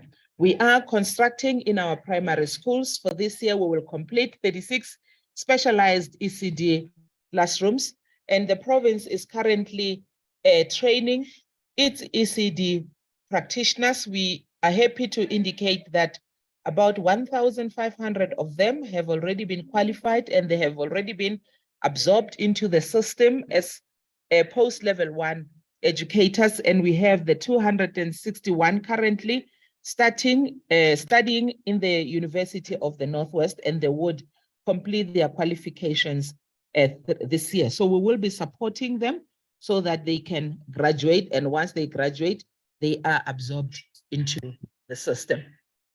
In the next slide, we're focusing on reading program, ensuring that the grade 4 learners or learners can read with meaning at the age of 10. 30% of grade 4 learners should be able to read with understanding in this financial year. Just want to remind the committee that we're starting from a low base of 18%, and we are gradually improving. It is for that reason that the target is set at 30%. In terms of our grade R, grade 6, in literacy and numeracy, we have set the target for this financial year at 84%, that 84% of the learners in grade 3 and those in grade 6 should achieve 50% and above in the subjects of language and the subject of mathematics. Our grade 9 learners, we're targeting 66% of them to achieve above 50% in the first additional language, which is the language of tuition for the majority of our children, and also in mathematics. In the other column, Honorable Chairperson, we're indicating all these activities that we would be doing, supplying the resources, training the subject advisors, training our teachers in terms of the reading programs that we have adopted as a sector, but also ensuring that we can strengthen the teaching of African languages in our schools. In this slide, I'm moving to the next phase of education, where we also focusing at skills and competences of the changing world. In this slide, Honorable Chairperson and honorable members, we are focusing, as I've indicated, our outcome here is school leavers prepared to contribute to prosperous and equitable South Africa and improving grade 12 learner performance. Our targets for the class of 2023 is 80% of them should be passing the National Senior Certificate. 46% of these should obtain bachelor passes. 23% of them should actually achieve 60% or more in mathematics, and 28% of them should achieve 60% or more in the physical sciences. The province has set aside sufficient budget for the implementation of the Learner Performance Improvement Plan. I'm saying sufficient because it is relative in terms of Mpumalanga itself. We're not comparing ourselves with other provinces that have set aside more money than what we have set aside. And through this Learner Performance Improvement Plan, there are various activities that will be undertaken to support schools, schools that are underperforming, the schools that are performing, schools that have large enrollments, and schools that are failing gateway subjects. So we will be supporting all our schools, all the grades, so that ultimately we can achieve the targets that we have set for ourselves. The learner performance improvement plan is a big document itself. I think it has 48 pages on its own, and would not be speaking to each and every part of it. But through this also, Chairperson, we would be supporting our second chance matriculants through the 11 centers that we have in the province, so that we can improve their chances of getting their matric. Our other target in this category, Chairperson, is ensuring that 55.9% of our learners have access to information through connectivity and broadband. This, in the main, is about our e-learning and e-administration program. And we want to indicate, Chairperson, that 128 schools will continue to pilot coding and robotics in the foundation phase and also in the senior phase.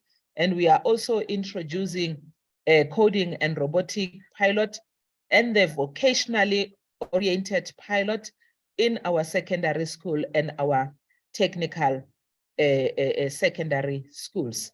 We have already created some websites, a curriculum website and the MSTA website as a support for these learners. We are connecting our schools in partnership with the Department of Communications and Digital Technologies. We are providing tablets to all our grade 12 learners. 63,000 tablets will be issued to quintile 1 and up to quintile 3 grade 12 learners. And these tablets contain all the material that the learners require, including previous question papers and memoranda to assist learners and schools to prepare for the end of the year examinations. We believe that this program has assisted us in the previous year to improve on the results, and as it has been rolled out for this year, it will definitely make a dent in terms of learner performance. Moving, Honorable Chairperson, to our outcome on school safety. School safety has become one of the critical areas and urgent areas in the delivery of education, because it, if schools are vandalized, if there's a lot of violence in our schools, it disrupts the learning and teaching program in our schools. So we are capacitating our school safety committees, and this program we're doing in partnership with other departments. And I want to cite here the Department of Community Safety, Security and Liaison, and the police services, including the Department of Justice and Correctional Services, the Department of Social Development, particularly on issues relating to drugs. So we will be training our school safety committees in terms of their different responsibilities and implement programs in partnership with these departments and other non-government organizations. We would also, with the police, lead a program of search and seizure in our schools and other programs that are really intended to bring awareness to our learners about the criminal justice system and the results of crime. One of the issues, it's included in our infrastructure plan, but relating to school safety, it's ensuring that all our schools do have quality fences. The Honorable MEC has already given a directive that all schools need to have real fences that would protect the learners, but also that would protect the school itself and protect the assets of the schools, and we are rolling out that program. Thirdly, in this slide, we're speaking to throughput rate, that we need to increase the throughput rate to 75%. We don't always take the opportunity to boast as the province, but we want to indicate that Mpumalanga is the top province in terms of throughput rate, meaning that in terms of maintaining learners in the schooling sector, we want to move from 72% to 75%. And there are various social security programs that we would be implementing, the NSNP in the 1,550 schools, provisioning of scholar transport to the 60,000 learners, providing school fee exemption policy, and the no fee school policy implementation in our schools. But critical also is to ensure that we catch these learners young by screening them, identifying them and assessing them through the CS, and ensuring them that we can track them, utilizing the systems that we have in the education sector, the SA-SEMS. We just want to share with the committee, the MEC has indicated that we were able to hand over 8 schools last year. And here we're just sharing photos of the schools that are under construction that will also be completed in this financial year. So we do have about 7 schools that we would complete in this financial year, and these schools will be handed over to the communities. We want to indicate here that the schools that we have indicated here, there are 3 that we started last year that would be completed. That is amongst the 7 I've spoken to.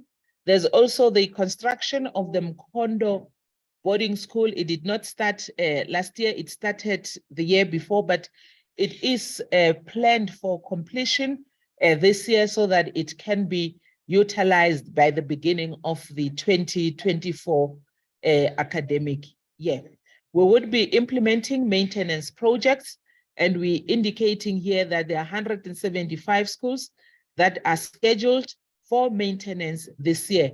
We will complete 420 classrooms, and these are through projects where we are replacing, where we are providing additional classrooms, but all these 420 classrooms will be provided in this financial year. I spoke earlier on about providing fencing, and we indicating the schools that are in our infrastructure plan to receive fencing of the facilities. As Mpumalanga Department of Education, this slide speaks to the other responsibility that we have that is not in basic education, but more in the post-school education. The Education Department has an entity which is called the Mpumalanga Regional Training Trust, which is an entity that focuses on training out of school youth with accredited skills. And this, through the MRTT, we will be training 580 out of school youth. And of these, 60 of these will be taken through trade testing.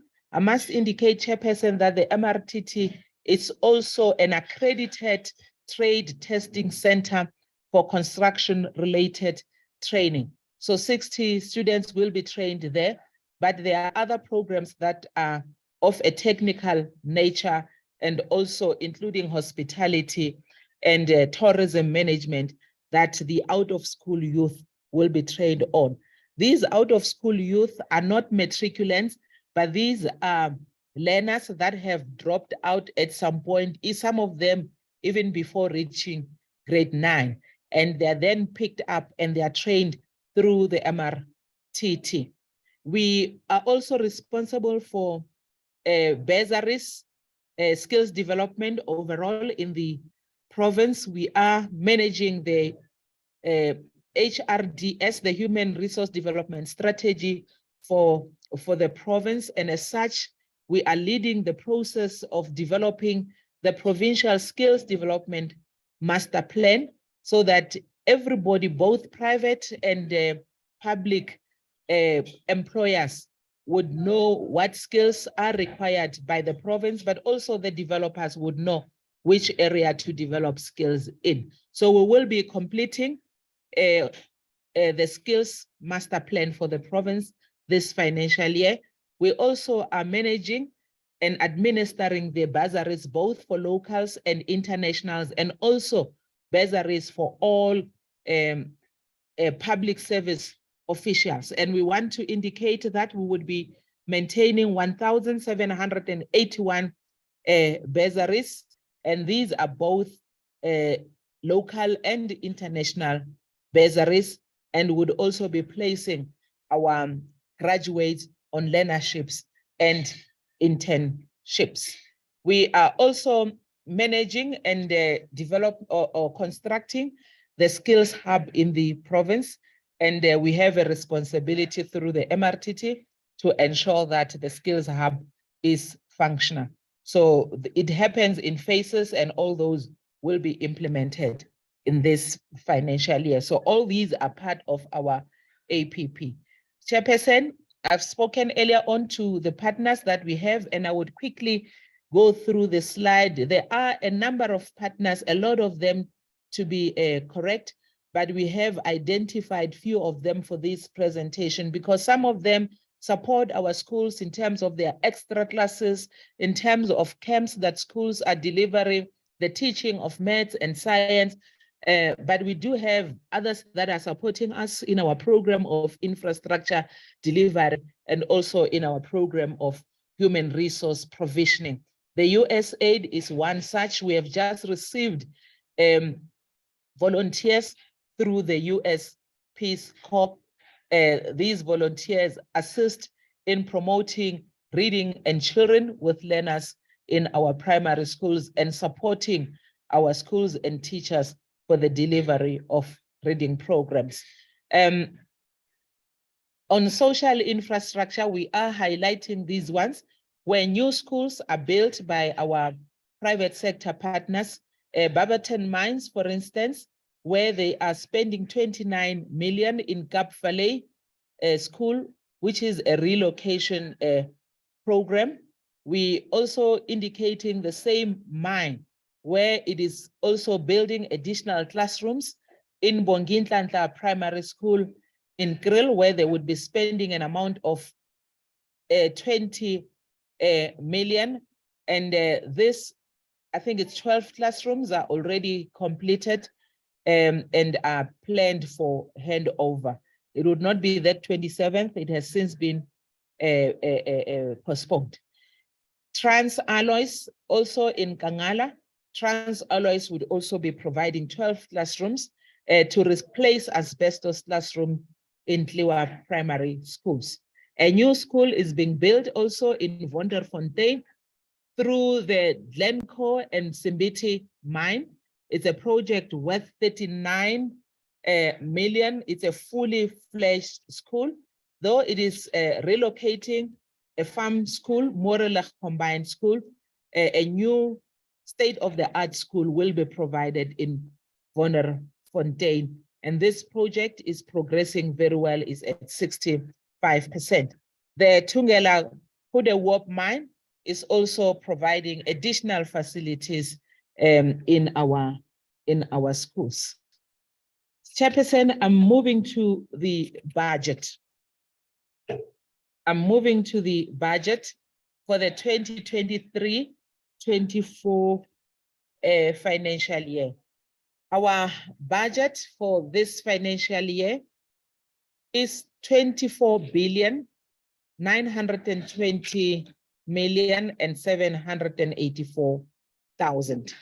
When you compare this with the budget of last year, which was 24,526 million, one would think that there has been a growth, but actually there is no growth because there is earmarked funding for COE and the earmarked funding for improving the conditions of service for our educators.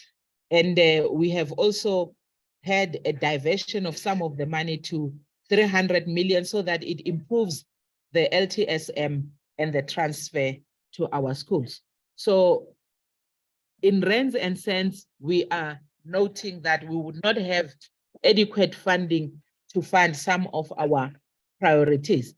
Then in this slide, I'll try my best to quickly run. We're indicating how the 24.9 billion has been allocated. I think I have indicated in the previous slide that of this amount that we have, 19 billion of it goes to COE. And as such, it leaves the department only with 3 billion to implement all its programs.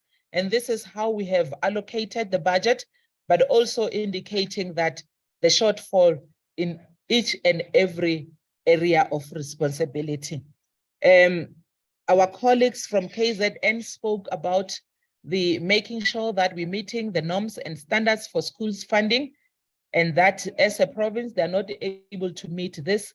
Mpumalanga also is also one of the provinces where we're not able to meet the norms and standards for school funding.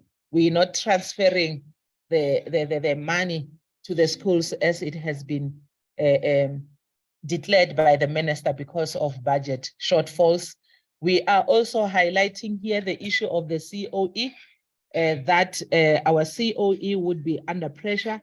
And now with the 7.5 million, we have already received word from Treasury that we need to find these additional 7.5 salary increment within our own budget. And this is 1.2 billion for the Mpumalanga Department of Education. That 300 million was put there before the direction that we must pay the 7.5 ourselves.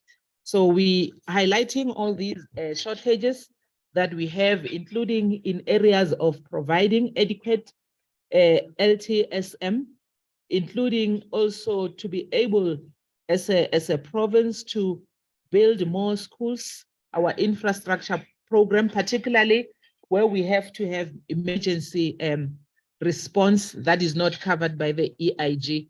We don't have that adequate funding. Our skills development is also lagging behind in terms of the, making sure that the 1% skills levy is available for training programs, but also that 30% of that is available for transferring to the skills center. There is a shortage in that area. Chairperson, in this slide that follow, we are indicating our budget allocations per each target that I have spoken to already. We indicating, Chairperson, what we have spent in the previous MTF and what we would then be spending in this financial year. In the majority of cases, the committee can see that there is no real growth in the allocations of the different areas. If you allow, Honorable Chairperson, I would not be speaking to each and every area, but we wanted to show the committee these are how the budgets are being allocated to ensure that the targets that I've spoken to are actually realized. In the slides that follow also from this one, these are all the targets and the budgets throughout.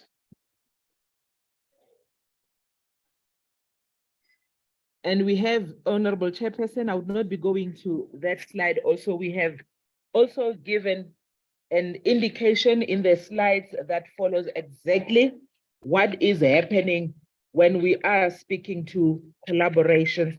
For instance, I've spoken earlier on about the minds that are building schools, but there is a slide after these or slides after these that speaks to other collaborations that we are having as the Department of education. I want to add here through your chairperson and request the committee to note the presentation and make inputs or advise the department. Thank you, Chair. Thank you. Thank you very much. Is there further presentation from Mpumalanga? No, Chairperson, this is our total presentation. Thank you. All right, thanks a million. All members, that's the presentation today. Now our second.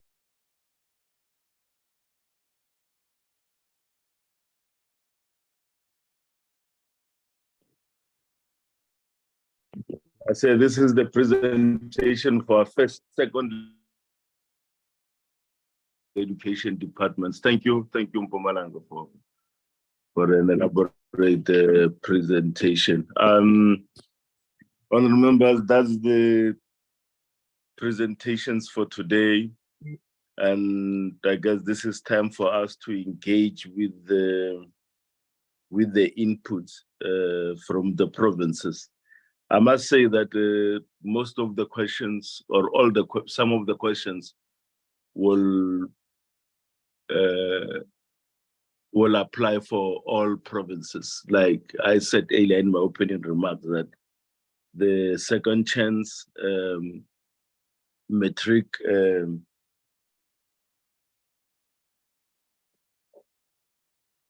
what is the progress? What are the challenges? What are the learnings? Is there really value for this? Have we budgeted for this second chance metrics?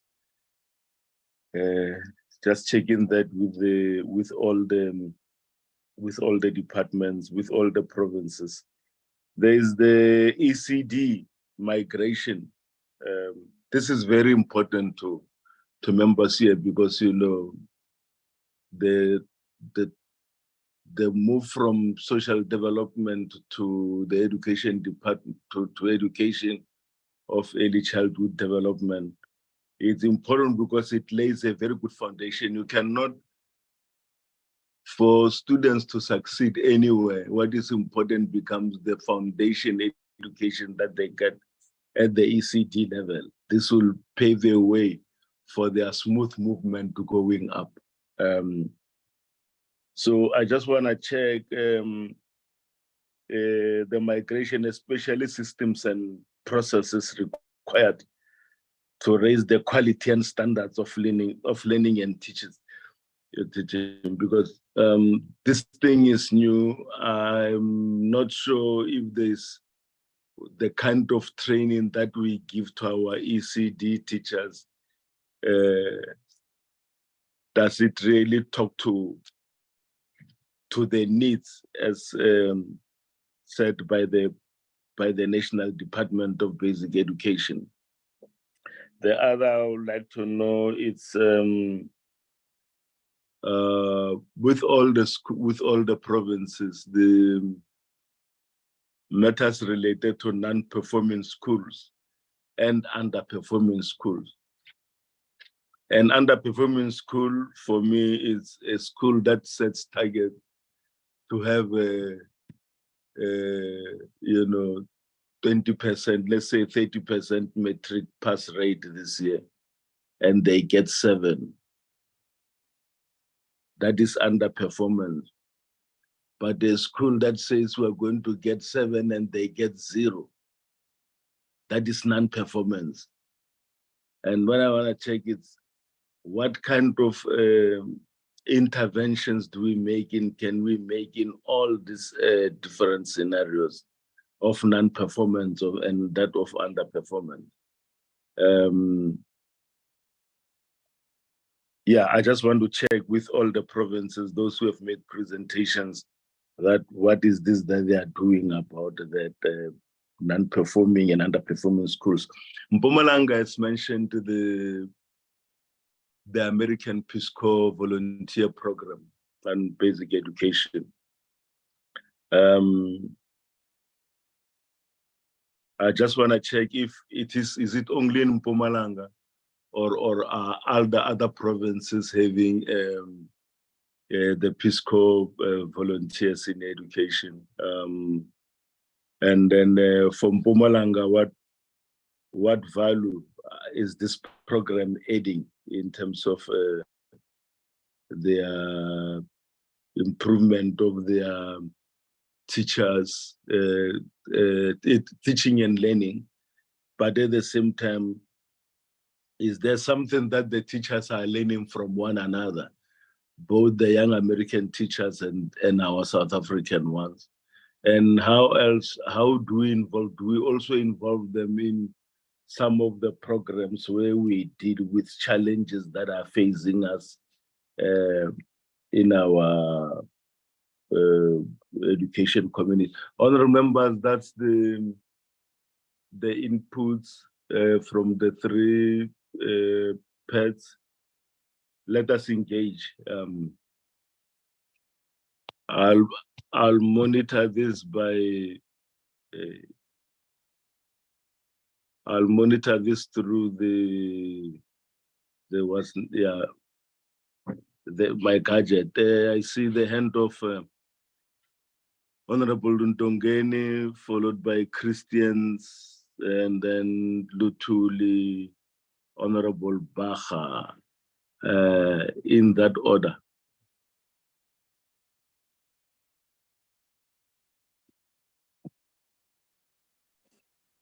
Thank you, Chair.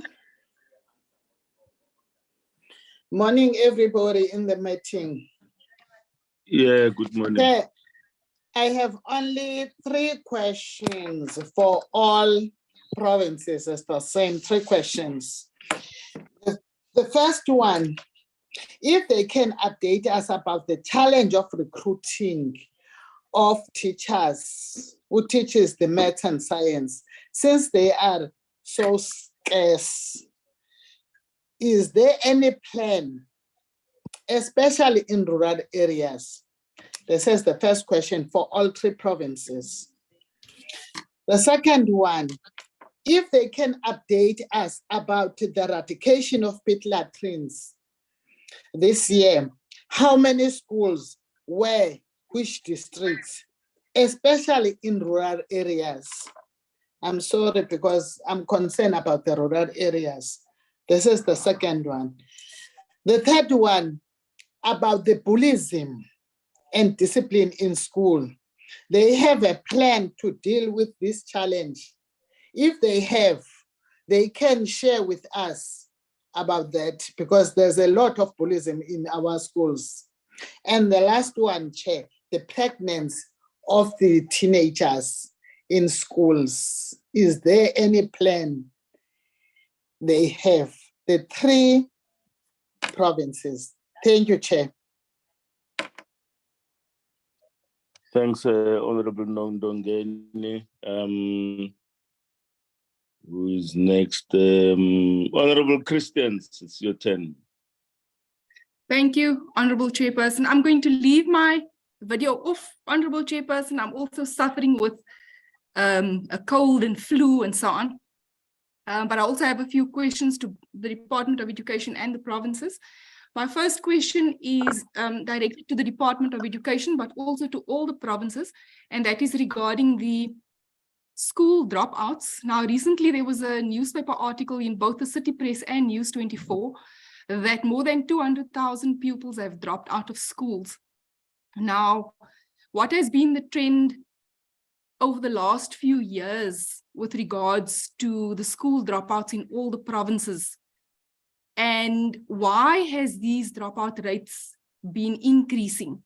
And this is a question for all the provinces, but mainly to Gauteng, who has the highest dropout rate. And then my question to all the provinces is, how will they be dealing with this problem of school dropouts? What are the reasons? And specifically, the article referred to grade 1 learners that were dropping out of school already. What are the reasons for this? Has any investigation been done? And as this is a very serious indicator in the education department, how has this been brought into the APP's of all the departments to deal with that. And then also to all the departments, now with regard to the district development model, how is the district development model and its focus on infrastructure, school nutrition and water and sanitation assisted your specific department? And what successes and challenges have you experienced? And additionally, how is the district development model assisted in addressing budget shortfalls? And I want to come in where my colleague has already mentioned, specifically in the eradication of unsafe pit latrines in all schools.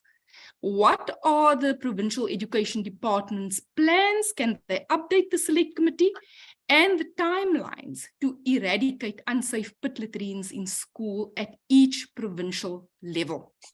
And then furthermore, also dealing with unsafe pit latrines. Now on page 27 of DBE, there is a case that was noticed between Komape versus the Minister of Basic Education and others.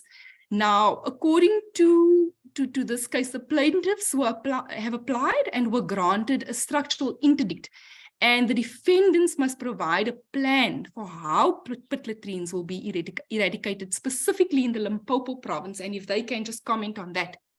Now, this plan had to be filed in terms of a court order by the 17th of December 2021, and the defendants also reported to the court every 6 months on the progress. Now, as per the court order, please elaborate on this court ruling and how it has influenced specifically the Limpopo province in terms of eradicating unsafe pit latrines. How far is that court case and what has been done? Has there been any significant challenges or pitfalls with regard to this case? And then another concern for all provinces, if they can provide us with statistics of the early and unintended pregnancy rates. It is a reality in our schools and it is a reality across all provinces. Now, what are the plans and the expected outcomes of the dialogue discussions that were had on the early and unintended pregnancy rates at all provincial education departments? Because according to the briefings, all provincial education departments were supposed to have these dialogue discussions. Now, what were the outcomes? If these discussions were not yet held, when will they be held? And how will these discussions or dialogues be conducted? Then a question for KwaZulu-Natal specifically. Can they please provide us how they are preparing for the 2024 school year, including the initial work done by role players involved and how public participation is incorporated in the planning processes, as well as how the findings of in-year school surveys will be conducted to the public. Then also for KwaZulu-Natal, on page 9 of the budget and policy speech, they mentioned there that the department has revised and strengthened the provincial academic improvement plan. Now, please highlight the key outcomes expected from this plan. Additionally, what are other intervention plans from previous year that have now been discontinued, and how was the decision made to discontinue them? Then, of huge concern is the eradication of the asbestos roofs in schools in KwaZulu-Natal specifically. Now, how many schools are still being affected by this? Are students and parents aware of the presence of these asbestos schools? And then more importantly for me, Chairperson, is are there any regular medical tests or health screenings for students, teachers, and staffs who are still exposed to these asbestos structures? Then for Limpopo,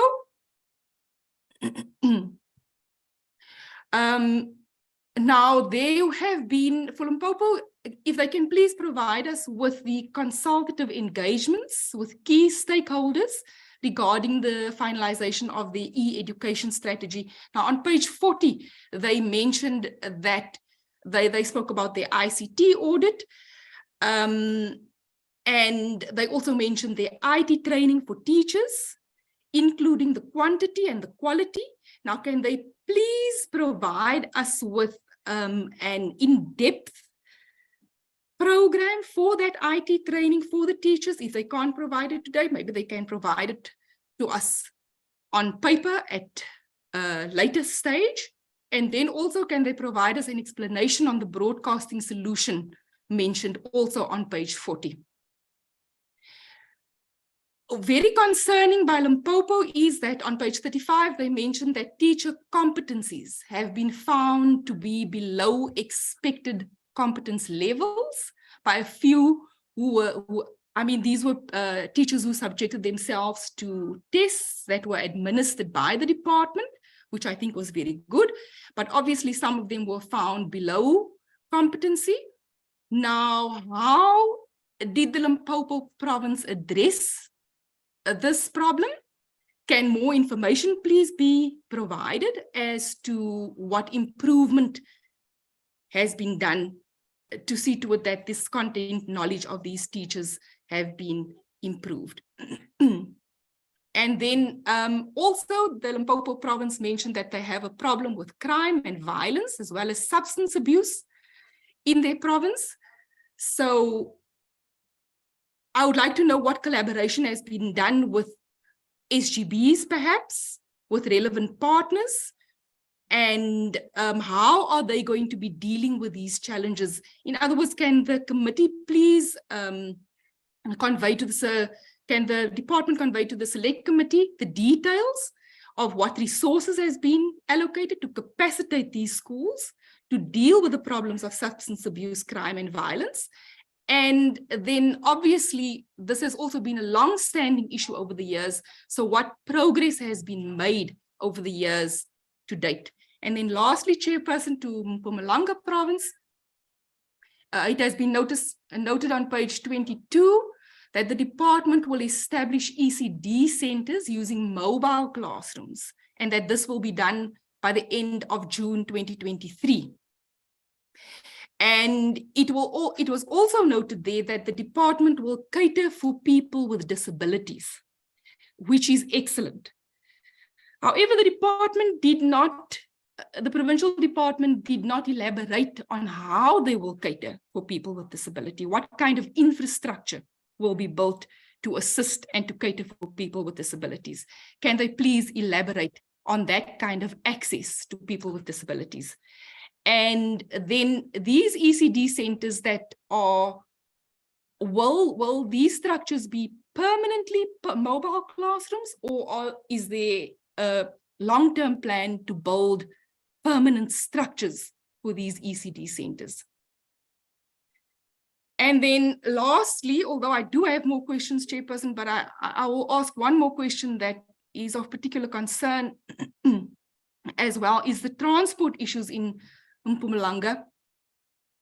That was on page 39. Now, it seems that different role players and there are different modes of transport, and obviously there are differing circumstances throughout our provinces. But Mpumalanga province specifically mentioned it.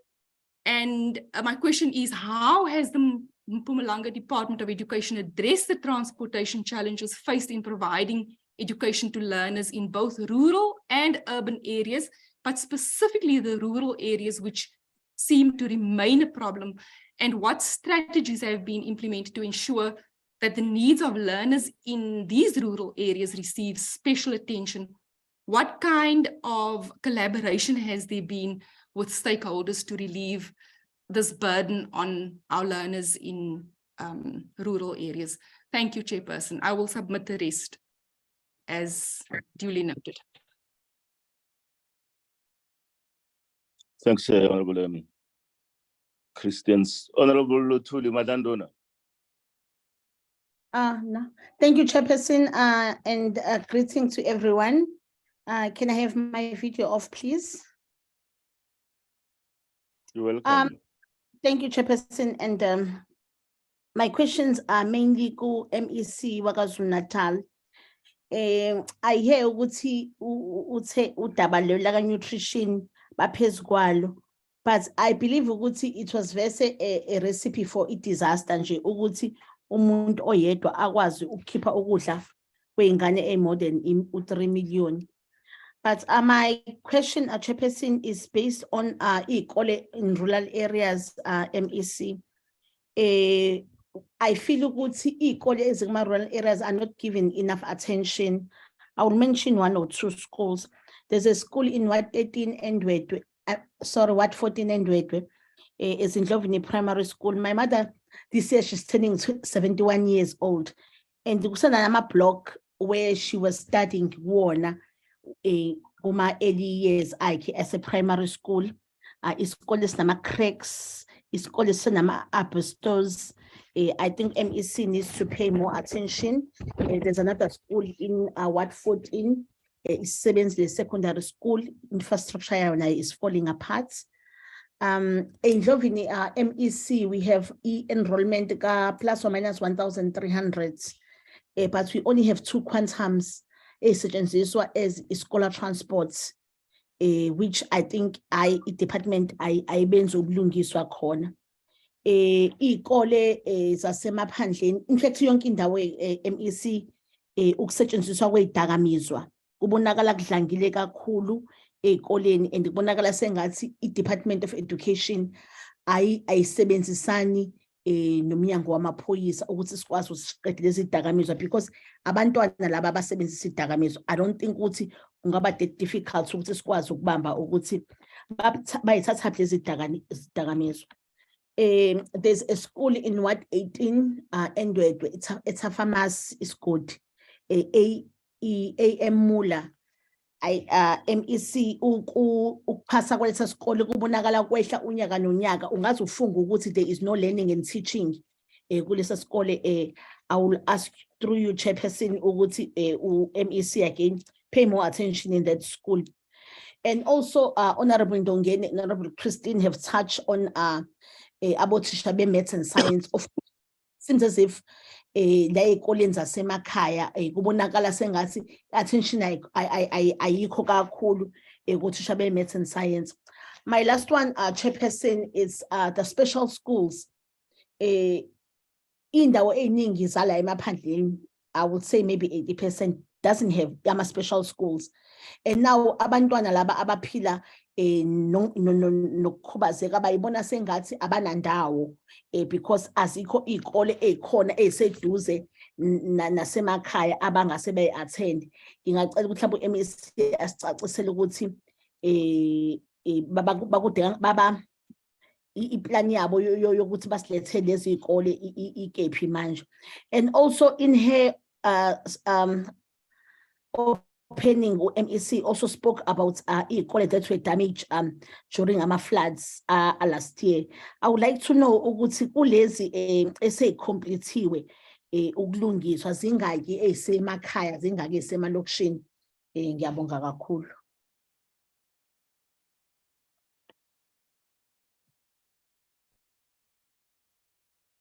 Yeah, thanks, Madlandona. And on that, just for you to follow up on your last question, to Kwazulu-Natal. Remember, we were there after the human disaster, the July uprising. There were schools that were damaged, and then schools that were looted. The saddest was the school of children with severe disabilities, where they took,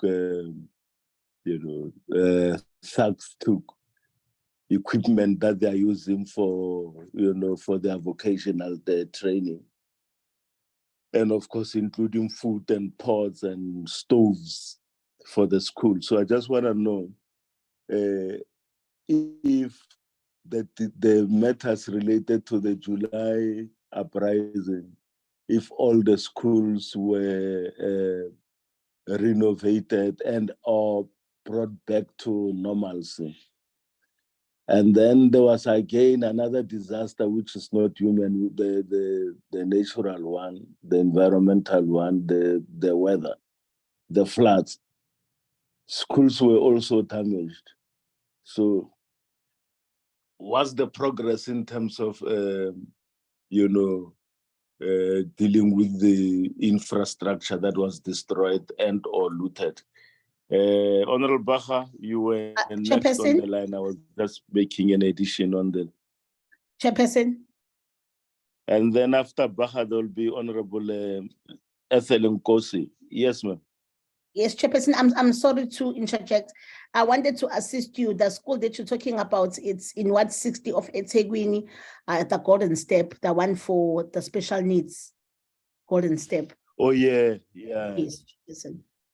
Yeah, that's cool. Really, we were all affected by the damage and that was done by that school. Yeah. Honorable Baha, I guess Yes. Thank you, Chairperson. Chair, let me welcome the presentations by the different or the three departments that are with us today. But Chair, I just have, I think, about 4 clarities that I want to raise. The first one, Chairperson, I think it goes across the provinces. What are the key challenges and successes experienced with the second chance matric program and early and unintended pregnancy in our different schools? The second one, Chair, which you have touched on, just to expand on it, has to do with the KZN floods and the July unrest. Specifically, what I would like to get a sense on is what are the plans or what is it that is being done by the KZN department in ensuring or in addressing the influx of learners who would move from one school to the other, the KZN teachers seeking employment and budget shortfalls. It's more expanding on what you've just raised, Chairperson. The other one, Chairperson, noting the challenges on school nutrition program in KZN, where I think you mentioned it in your opening remarks as well, where there's all the wrongs with the nutrition that is provided to children, stale foods and stuff.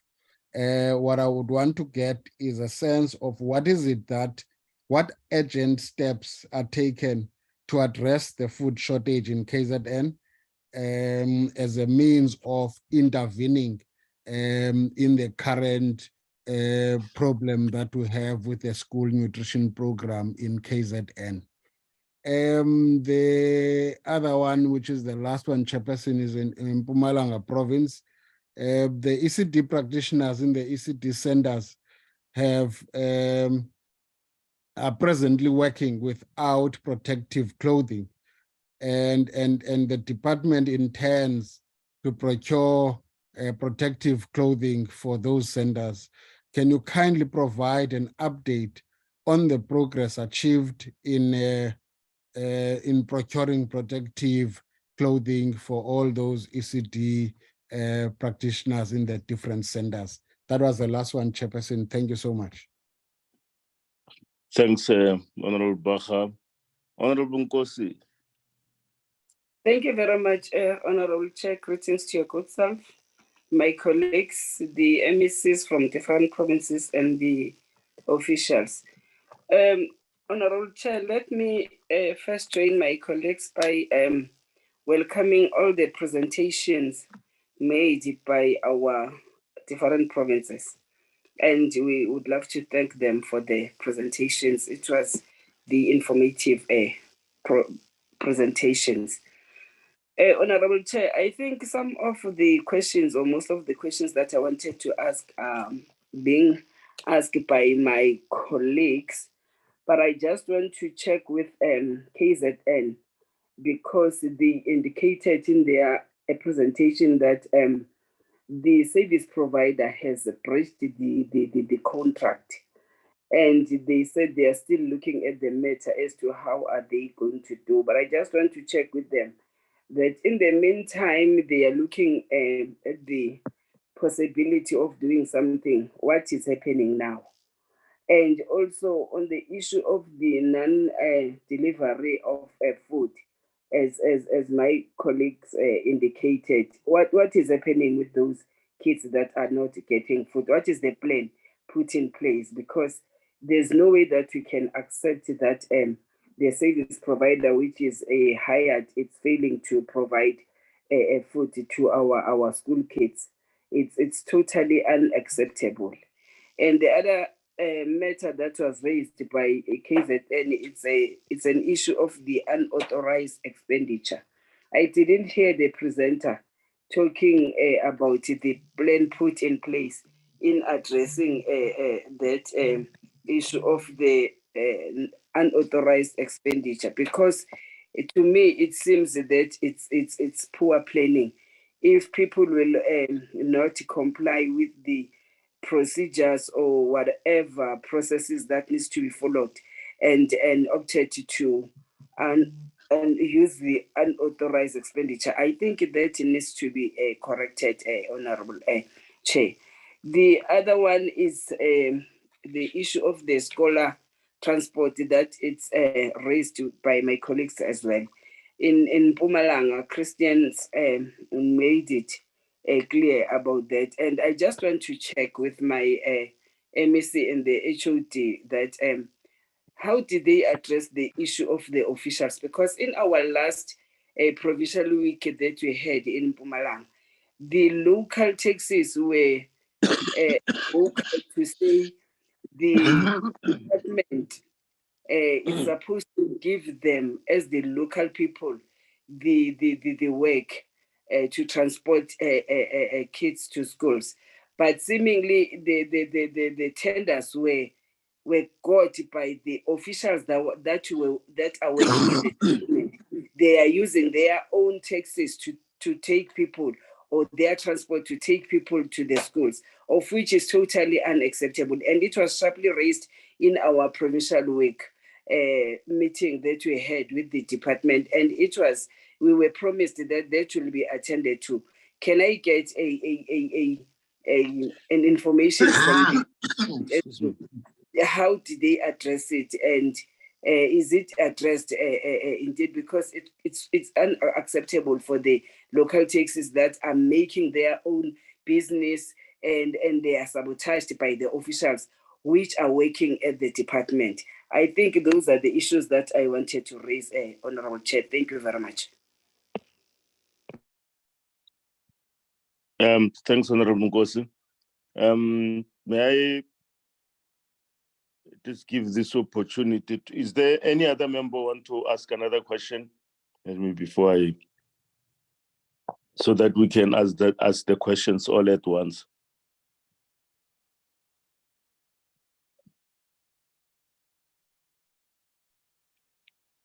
Yeah, and then I'll give over to the departments, to the different provinces, to give their responses. Let me start with the province of KwaZulu-Natal.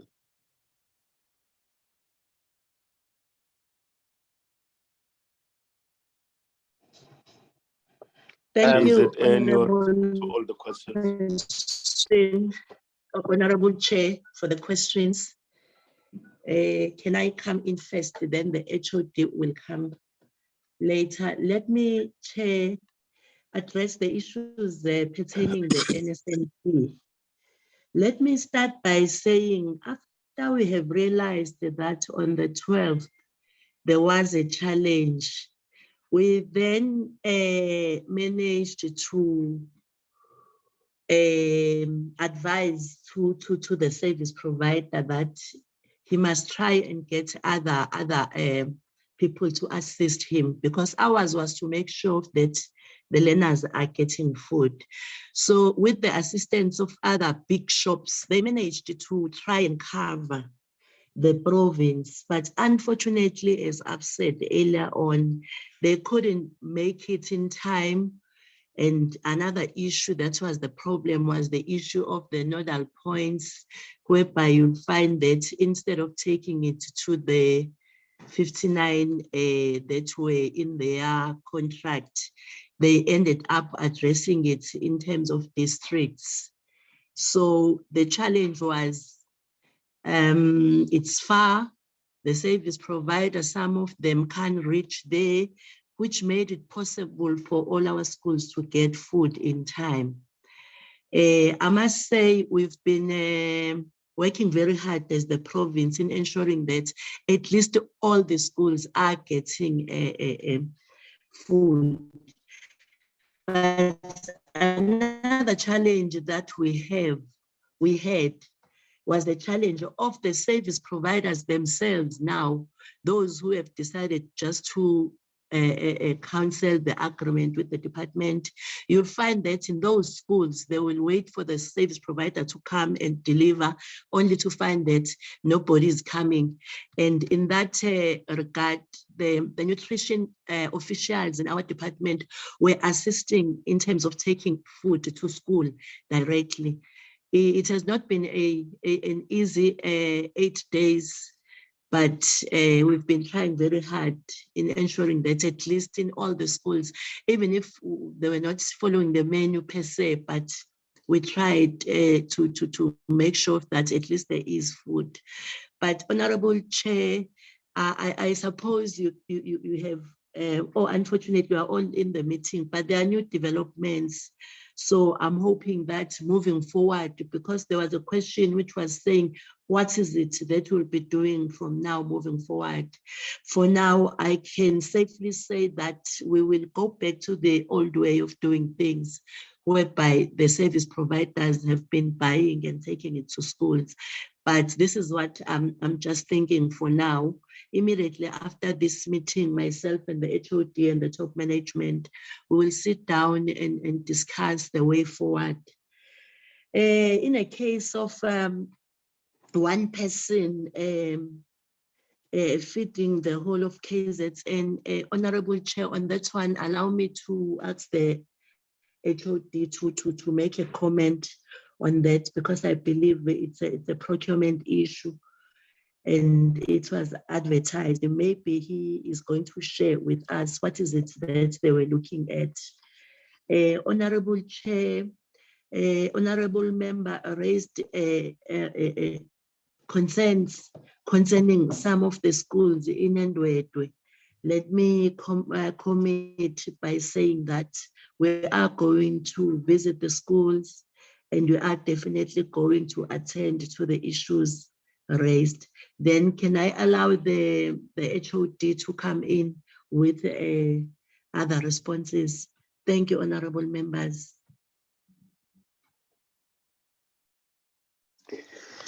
Honorable Chair, I'll try and respond. Let me start with the what the MEC mentioned earlier around one service provider for all schools, and clarify that the process of supplying food to schools does not have just one service provider supplying to all schools. It's got 1,746 participants in it. In other words, the empowerment is spread to 1,746 SMMEs. The one supplier that is being mentioned is a retail company that had won the tender when we realized that the old way of doing things was such that in some cases the suppliers were buying less quantities of food, poor quality of food, and supplying it to our schools. So we opted to have one supplier of all food who would source the food directly from manufacturers, directly from farmers, in local areas all over the province, so as to keep the prices down. Because in the old method, in the method that was used previously, the service providers were actually getting food from normal retailers, and they were not enjoying any benefit of a lower price. And when the prices, as prices keep going up, some suppliers were tempted to then maintain their profits by either buying less quantities or buying less quality food than necessary. So that approach of central service provider who sources all the food for us and delivers it to nodal points was arrived at that point. Unfortunately, the supplier that had won the tender has failed to deliver and is in breach, and we are taking steps. Let me just say that as the accounting officer, I have already written to him to say that he is in breach, brought to his attention, and brought him to terms. And there was an intention to look at cancelling the contract, but I must say that we are dealing with it legally now in terms of the way out. But the MEC has mentioned how we will ensure that schools are fed while dealing with the legal issues on the other side. But we will ensure that schools are fed by resorting to the method that we use. Fortunately, our NSNP policies allows us, to do that where there are problems with that central, service provider who was supplying, various collection points. I will move on then to the question of unauthorized expenditure, I think by Honorable Nkosi, and the plan to deal with it. What we have a problem with is unauthorized expenditure arising out of budget cuts, because the budget cuts are basically on the compensation of employees budget item. It has rendered us unable to fill at least 5,151 posts. But those posts are teachers' posts, and we can't do without teachers because we're a labor-intensive department. And that has led us to, in spite of everything we try and do to minimize the unauthorized expenditure, because we cannot, and we are not even thinking of retrenching teachers, we end up with that unauthorized expenditure arising out of the fact that there are a certain number of teachers that we cannot afford in terms of, because of the budget cuts, which we cannot retrench. We are not even thinking of doing that, because if you were to reduce the number of teachers, you would collapse the Department of Education, because it's labor intensive. Even if you introduce new technology, you still need the warm bodies, And how we're dealing with it, it's negotiations, obviously, with both provincial and national treasury. Our provincial treasury has been very helpful, in terms of assisting us, but of course, their capacity is also limited to assist us. Internally, we therefore have to make savings by cutting down certain programs, just to ensure that at least we maintain a decent number of teachers, so that at least every class has a teacher. The other question was, I think it was by Honorable Baha. It was, what are the key challenges with the second chance, with matric second chance? I think the challenge, I would say, is more the uptake by those learners who would not have succeeded in matric. They don't necessarily come in numbers, although we advertise it as a program. And once they come, some of the challenges are that the question of regular attendance becomes a challenge, but we are dealing with it. On learner pregnancies, we have a program called My Future, My Life, which specifically, among other things, deals with these issues of delayed pregnancy from sexual activities by our learners. It's linked to another social ill, which is drug abuse, which honorable members have referred to. It's a social problem, the question of drugs and crime and criminality. But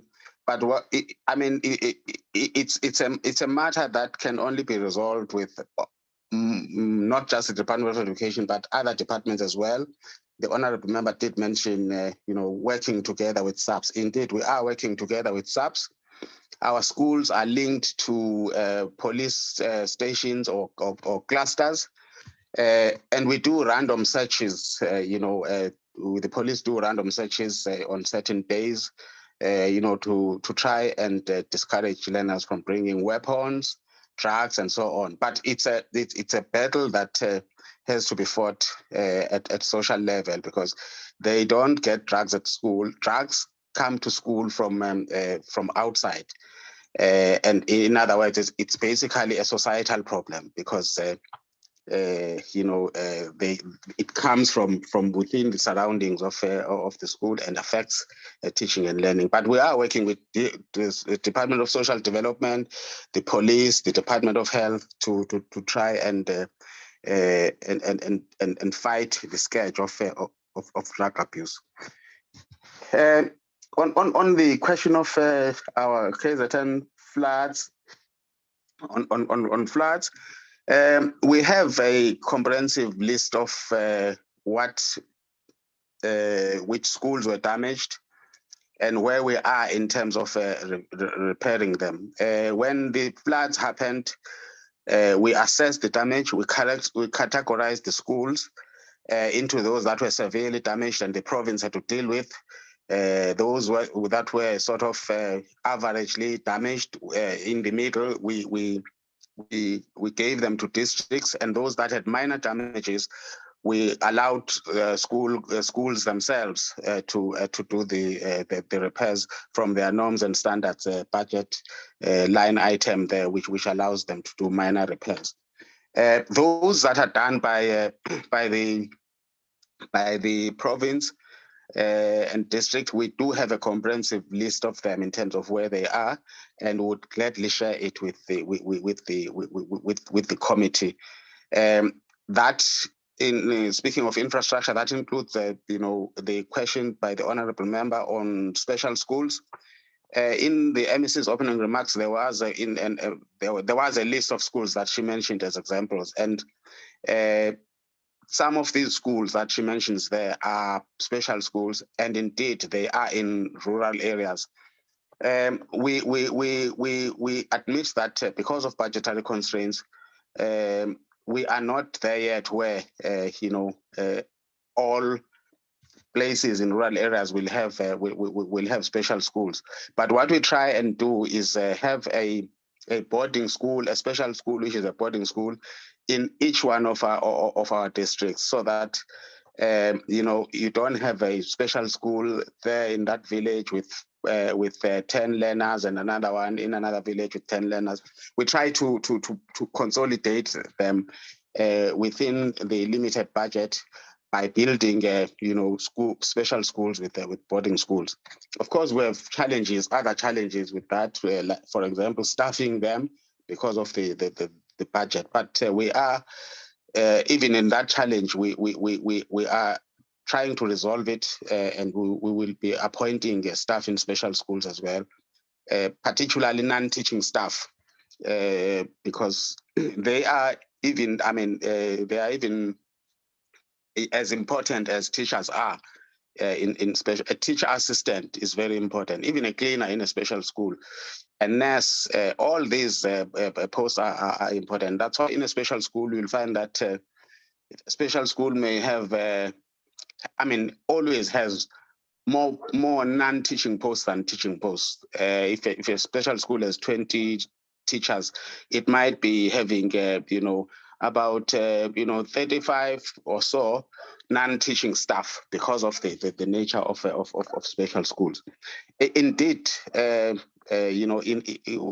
are concentrating in rural areas. There are good examples like Tatezake is in Ngutu, in Umzinyati. There's another one in Zululand which we are completing.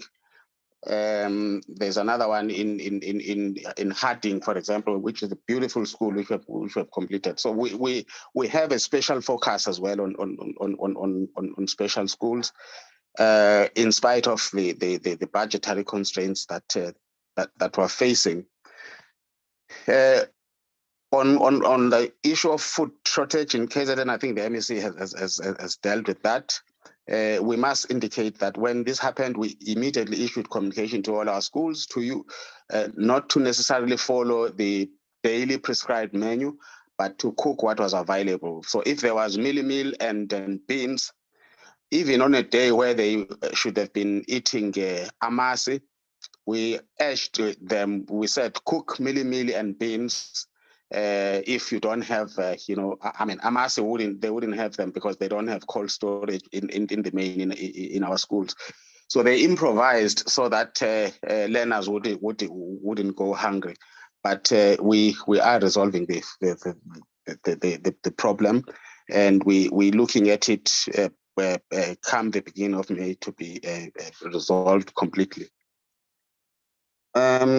I think my response on schools damaged by floods and looted has been given. Let me just look. Bullying, yeah, bullying is part of social. I mean, a part of that program of my future, my life. And life orientation, of course, as a subject, we do deal with these issues of bullying, and they are indeed a main concern. And we, run workshops and for our teachers, or so that they are well equipped to deal with the anti-bullying issues. The DDM model, how has it helped with budget shortfalls? In KZN, we are working very well with other departments in terms of planning. For example, our learner transport part, we work together with the Department of Transport. In terms, for example, of building bridges so that our schools are accessible, and also even running the learner transport program on our behalf. We have unique structures in KZN, like we call them Operation Sukuma Sake, the structures where in every ward we have war rooms, where all departments converge to work on the question of one district, one plan, and one budget. I think we are trying to perfect that system, and will probably benefit. On recruiting maths and science teachers, indeed it is a challenge because they are very few out there in the market.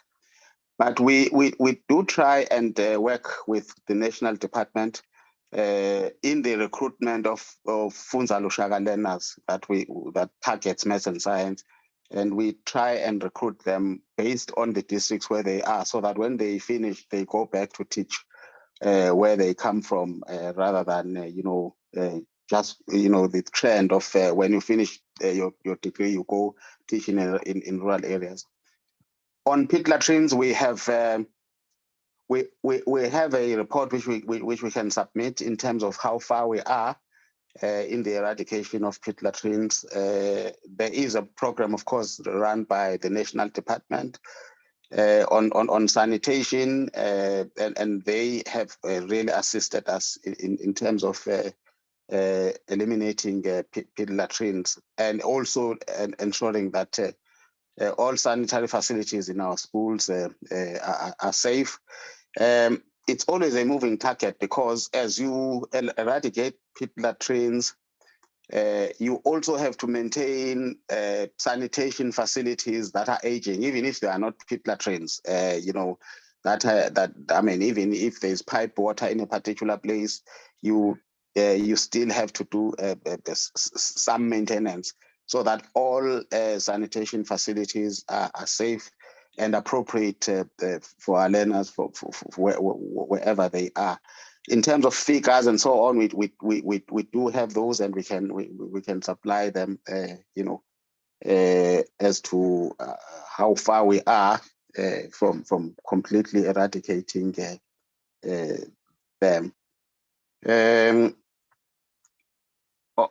What is it on learner transport? Again, I did mention, as mentioned before, it's the question of budget. We are transporting about 67,000 learners, but the need is more than that, and it's a question of budget. And again, we are in constant negotiations with treasuries to try and increase the budget for learner transport.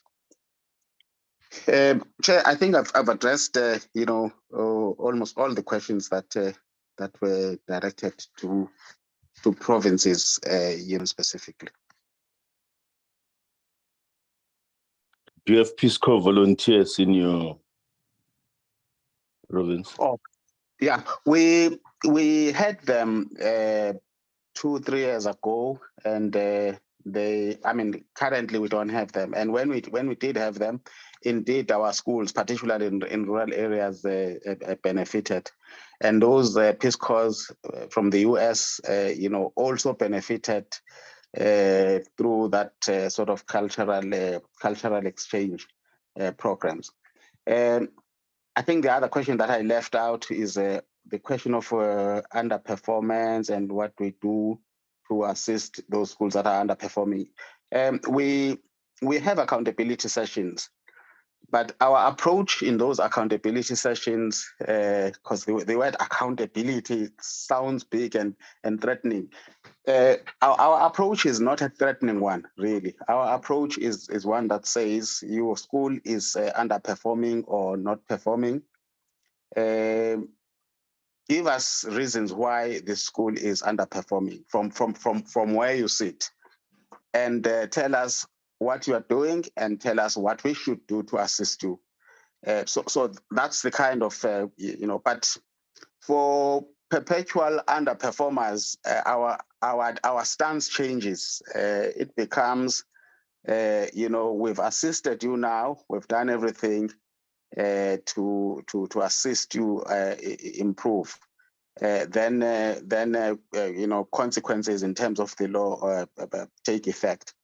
But just from the experience of last year, in 2021, the schools that had underperformed, we called them in 2022 now for accountability sessions. And when we looked at results in 2023, checking those schools that we had called them to accountability sessions, none come back to those sessions. I mean, if we say all schools that have not achieved the provincial target, they will account, but they will account to their circuit managers, their district managers, and so on. But we have a cutoff point where we say, if a school has underperformed to the extent of between 0 and 40%, they don't even have to account at district level. They come and account at head office. And that is how we manage to eliminate those schools that are performing, below a particular percentage. And this year, we've raised the bar because we've eliminated to a large extent those schools, and we've raised the bar now to say, if you perform under 60, you come to the provincial office to account. But everybody else who has not met the target comes to different levels, to account there. And we see it working. Some schools, after those accountability sessions, move from whatever low percentage they had to 100% with the approach that we're adopting, the supportive approach rather than the punitive approach, except for perpetual underperformers. Then we take a different stance. Thank you very much.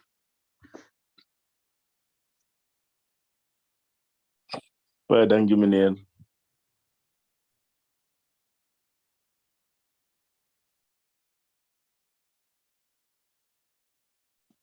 Thank you, Chairperson.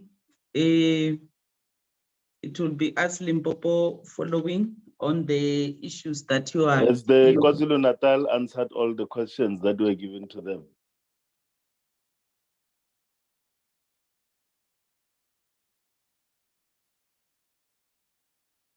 Okay, continue, Limpopo. Okay, thanks, Honorable Chair, and greetings once more to the honorable members and colleagues. I think the questions will then also divide them amongst myself and the DDG. And I think I would want to just start by talking on the issues of the key challenges and successes on the second chance on matric students, both that maybe might not have written because of the high rate of pregnancy, or also those that are returning. Our approach as the province, Chair, is that we have got 23 second chance centers in the province, which the 23 centers are spread according to our 10 districts. And when we divide them, we have two phases on the second chance in 1 year. Phase 1 starts in January and is for the repeat learners who are to write the May and June examination. And phase 2 will then commence in July and is meant for the repeat part-time candidates who will be writing exams in November, December.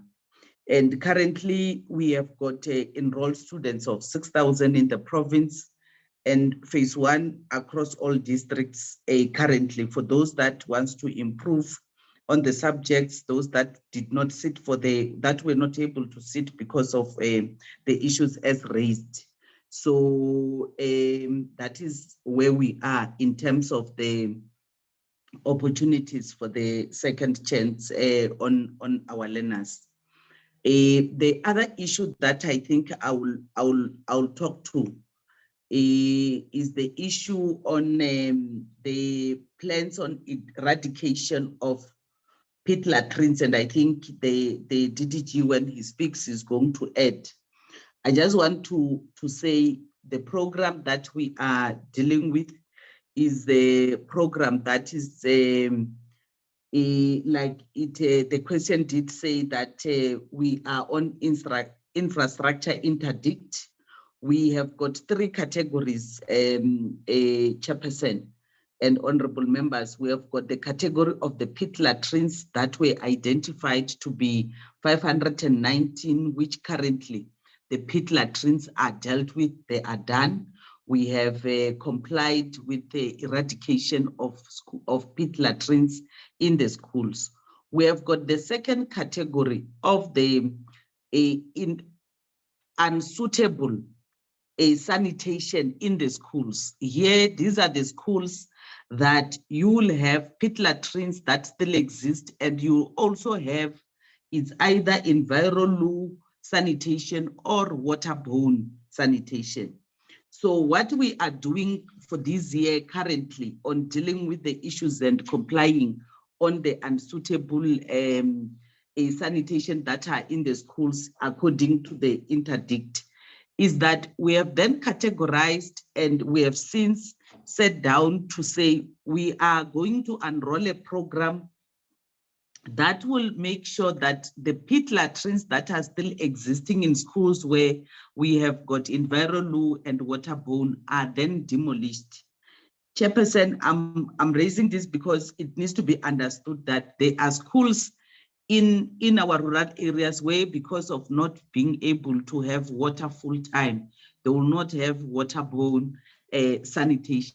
So when they deal with the issues of the environmental, they will still want to keep the pit latrines. So we are unrolling a program as a province that will need to demolish the pit latrines. And we are also making sure that our environmental or the waterborne that we are taking to the school in terms of sanitation, it's actually complying with the norms of the number of seats and the number of learners that we have in our schools. And we are still correctly reporting every 6 months on the progress that we have. As a province, we have, and that, as you know, we are both doing that as a province, and also DBE at a national level, they are leading that, they are giving us that grant. Equally, the second chance programs that I spoke to with the centers, DBE is actually running that with us. The last issue that I'm going to speak on is on issues of the migration of the ECDs. In the province, that has been done. We have completed the program. We have also included the ECD in our organogram. Like I indicated, that the budget that has been allocated now is purely going to be administered by us. There's no more social development in the work that we are doing. I'm going to ask the DDG to then come in and deal with the other issues that have been raised by the honorable members. Thank you very much. Thank you, MEC and Honorable Chairperson. I'm going to deal with some matters, and the HOD has joined the meeting, and the others that I will not address, he will then come in and close up on our responses. The first one that I would want to deal with, I think the MEC has spoken about the issue of the second chance program. She has also dealt with or touched on the issue of underperforming, but I'll leave that one to the HOD because she was dealing with that matter of dealing with underperforming schools, so she will talk to it. The issue on the challenge of recruiting science teachers, maybe let me start here and say currently, previously we used to close this gap by employing foreign nationals.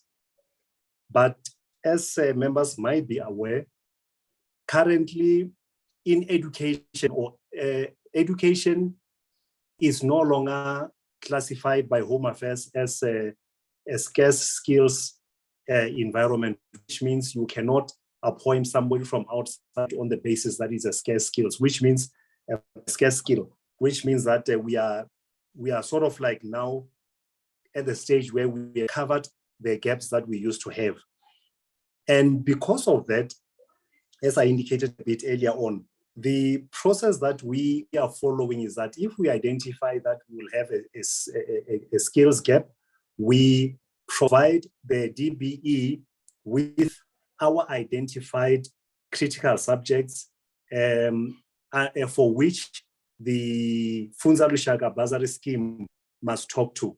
And because of that, we find that when these learners or these graduates exit the system, exit the tertiary institutions, they are able to close the gap that we have. So to a great extent, this matter has been addressed. There are a few challenges here and there, especially where you find that certain schools will refuse to accept a Funza Lushaka graduate simply because they've been having a foreign national who has been performing well. And they feel that if they were to take this Funza Lushaka graduate, the performance will go down. And unfortunately, with the engagements we've had with Home Affairs, it was made very clear to us that as long as we have got a Funza Lushaka graduate available, we cannot appoint somebody from outside. And what we have picked up is that most of these Funza Lushaka graduates, especially in the maths and science field, they are performing quite well. A few of the schools that were a bit resistant, after receiving them, they expressed their satisfaction because these are young people who are very, very agile on their feet. They are into the modern way of doing things, and the ICT integration for them is not a big deal. So we are dealing with that. But as I said, we do have a few cases where we still cannot fill the gaps. And in that case, the school will then apply to the head of department. They cannot fill the post themselves, but they will then apply to the head of department and indicate their inability to recruit a local educator. And then after considering the application, the educator will be appointed on a one-year contract, which means that it has to be renewed every year. So every year the school must prove that they cannot find a local to fill that post, and then only then can they be allowed to fill the post. But we don't really have a lot of these cases. We think we are addressing the challenge that we used to have. The issue on bullying in schools, we do have a safety strategy, and I think today when KZN was presenting, he covered more or less the issues that we are dealing with and how we are approaching this matter. The issue of making sure that we have a link to the local police station, and we do have police officers, either men or women, who are adopting some of these problem schools, random searches that are happening in schools. So that, we think, it's addressing the challenge. Obviously, there will still be challenges here and there, but we do know the schools that are a problem, and those are the schools that the department, together with subs, is engaging with.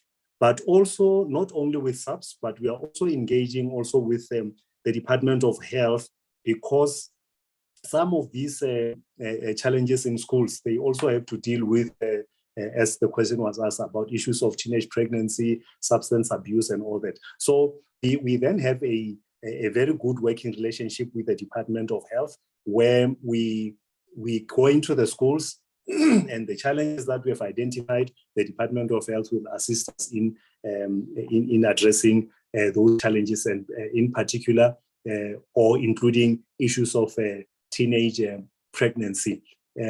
But we think that while we do not appreciate this occurrence of these matters, but we think to some extent the learners are being educated, and they are able to deal with the challenge that they are facing. We still have challenges here and there, but our programs, we believe that they are addressing these matters.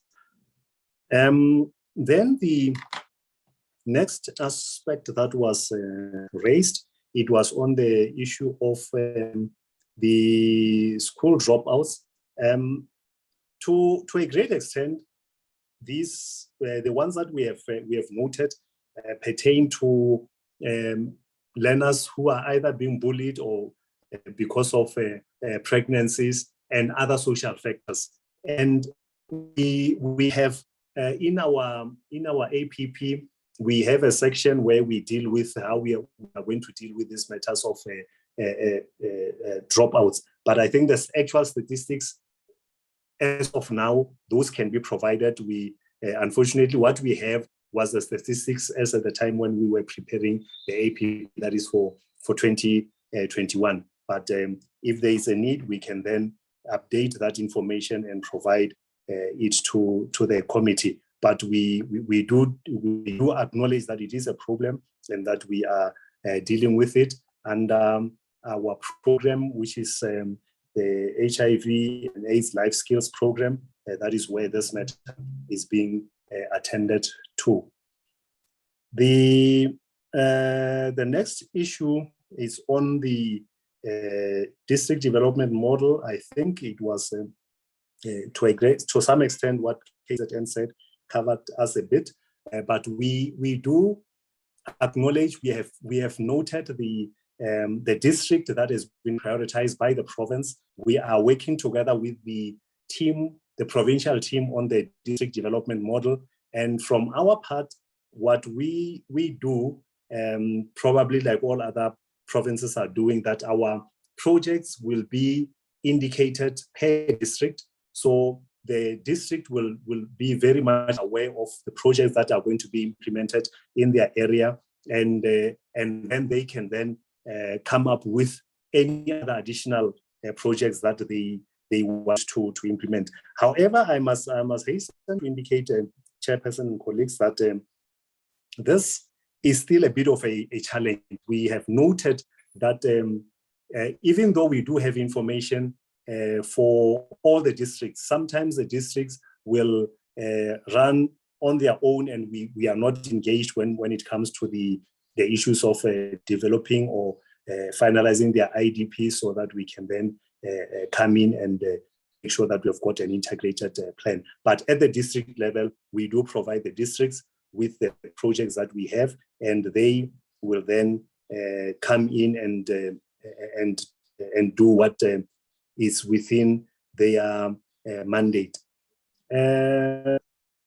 Then the HOD will then deal with the issue of the structural interdict and the Gomapi case. The e-education strategy, as indicated in our APP, 2 years back, we did have a consultation with our stakeholders, and these stakeholders included the other departments that are responsible for connectivity. In this case, we have got Limpopo Connection, we have got department, Office of the Premier, and teacher unions. So basically what then happened was that this document was then presented to them. They gave their inputs, and each one has an idea as to what they are supposed to do. And from then onwards, then we started implementing the strategy. And this strategy is also being monitored by the Office of the Premier, where at a provincial level, the Premier has got an advisory council, and on e-education or matters dealing with the ICT matters, our MEC is chairing that council, advisory committee, and this is where issues, among others, issues on e-education are being considered, and the impact or the input from other structures is taken into account. And this happens on a quarterly basis. That is the report to the bigger council, where the premiers and the other MECs are sitting in. But we do have working committees, technical working committees that are dealing with the technicalities around this issue. So it is receiving attention, and we believe that because it's got attention from the highest committee or the highest office in the province, we are having the support that we require. To update it, as we have indicated in our report, what we have done is that because when we were developing the strategy, it was based on the situation that was pertaining to 3 years back. So we have now recently conducted a survey, again, of all our schools, where we want them to indicate to us the state of the ICT. Do they have laptops? Do they have internet connectivity? Do learners have access to these things? So that information has now been received, and we are then going to be convening that committee to look at what is now on the ground and to see what we can do going forward if there's a need to change anything. But by and large, the strategy itself is based on making sure that hardware is in schools and that the educators have the skills that they need and that there is connectivity. In a nutshell, that is what it says. But then there are other matters which I will not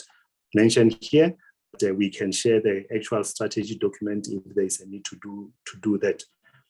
The next question was on how we address teacher competencies. I think I touched on it in my presentation, where I indicated that, oh, sorry, my apology. Before I pass there was also a question on e-education about the broadcasting solution. Yes, we did indicate in our APP that we are envisaging and planning to set up broadcasting solutions in all the 10 districts and one at head office. The process is on, but it will be implemented in different phases. As of now, the priority that we are looking at is how to enhance utilization of the Vodacom centers, which probably you are aware of. So Vodacom has set up all these centers, ICT centers, in the different districts, and they are supporting us in ensuring that those centers work.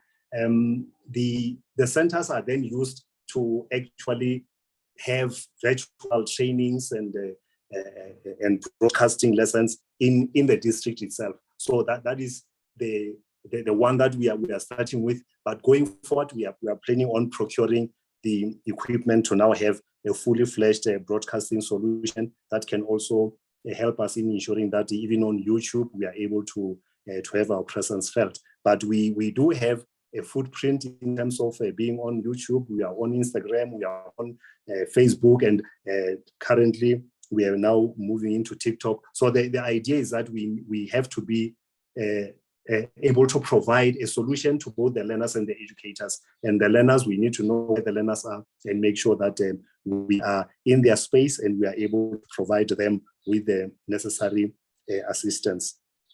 There was a question about how we address teacher competencies, as I've indicated, that we do have our Teacher Development Institute or Teacher Training Institute, MASTEC, which has got satellites in the districts.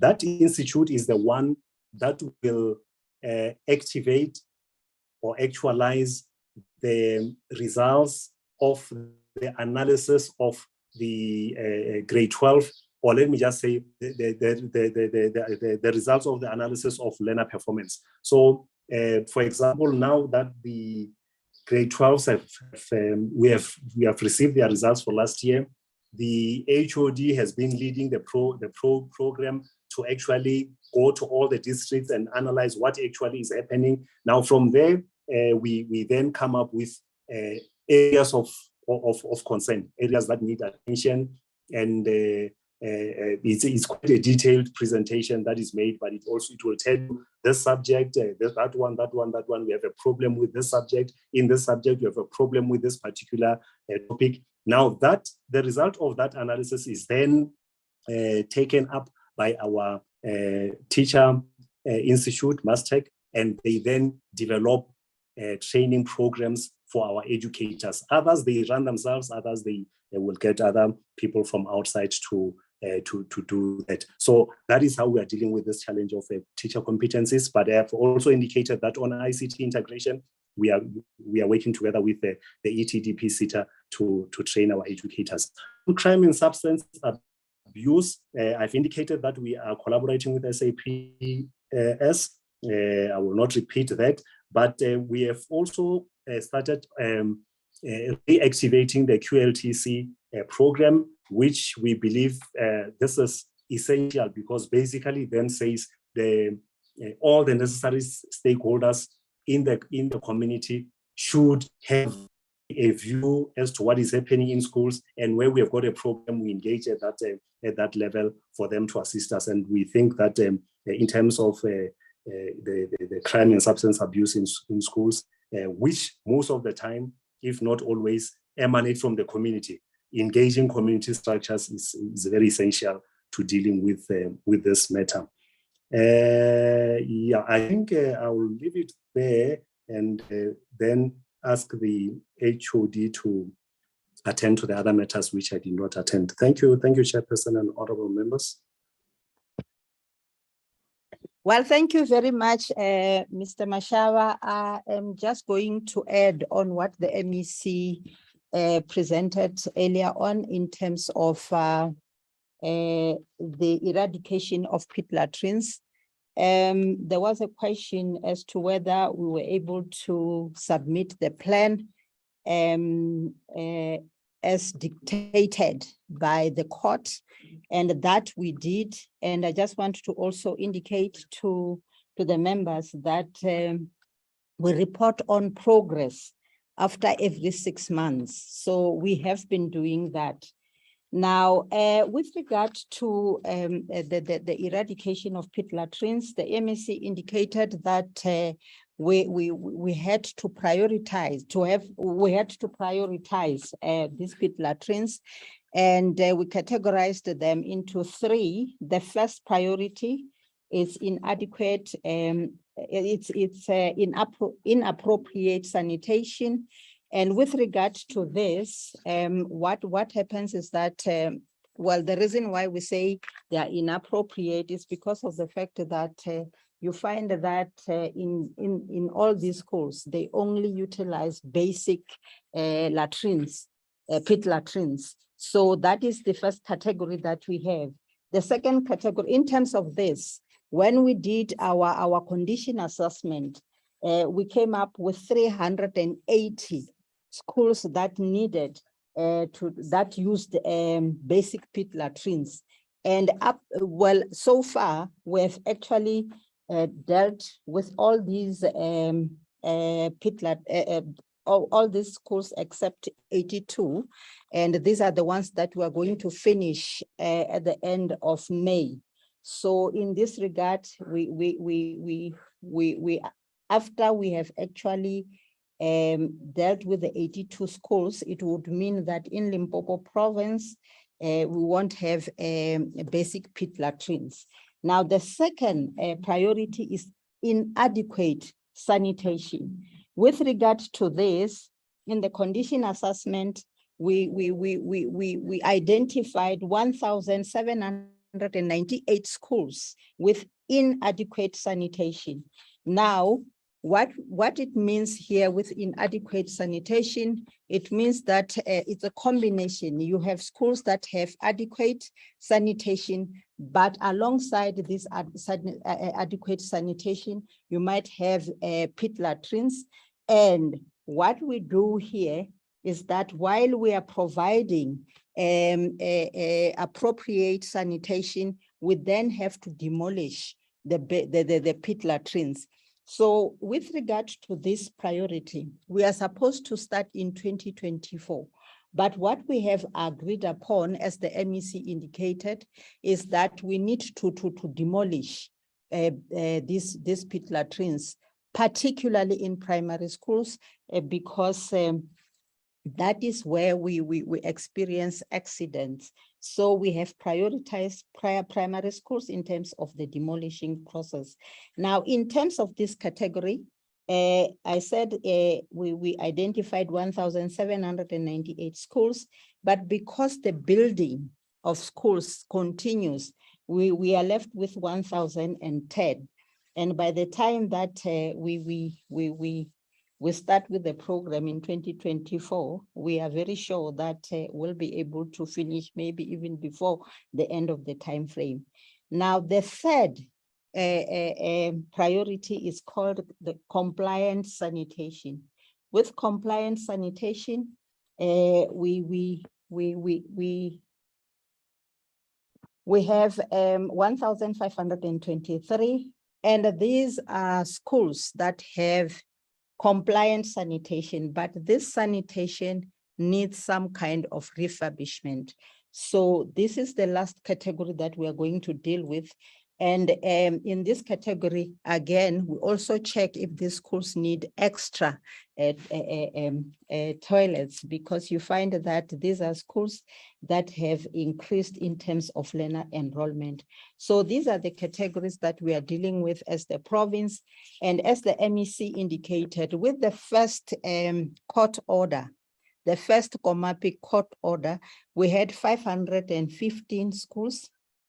And then with those ones, she has indicated that we have finished building toilets in those schools. Now, with regard to underperforming schools, just like what the HOD of KZN indicated, here we just want to indicate that we use both the policy and also secular D2, the act, let me say SASA, and also the secular D2. But what we are doing currently is that in the province, we invite, unlike KZN, where they don't maybe have many of these underperforming schools, we do have a lot of chronic underperforming schools. And what we do is that we call the principals of chronic underperforming schools. And again, just like Mr. Ngobo has indicated, the idea is not just to come and tell them off, but what we do is that we support them to move out of chronic underperformance and join performing schools. So this is the program that we did in 2022, and it really yielded results. And even the principals themselves really appreciate the fact that they are being guided in terms of what they need to do in their schools. Now, last year we had in total, in 2022, we had in total 628 schools, and we were able to move more than 300 out of underperformance in terms of the, out of underperformance. And what we also do is to try and make sure that those schools that perform do not fall into the trap of underperformance. So that is the program that we are running. Now, what we also do, which is very critical, is that we track learner performance in all our schools, particularly in schools that underperform. We use DDD to do that. Now, we categorize those schools in terms of those that perform and those that are average and also those that underperform. So the idea is that in terms of, let me just indicate that we know where these learners are located in which schools, and we know the performance of individual learners in these schools. So when we intervene during the course of the year, we look at their performance and intervene accordingly. So this is precisely how we are moving as the department to make sure that we improve learning outcomes. And I must also indicate that this is not only for schools that are underperforming. The DDD that we use tracks learner performance of all the learners in the province. So we do know even where challenges are, even in the grade 9 classes, grade 8, etc.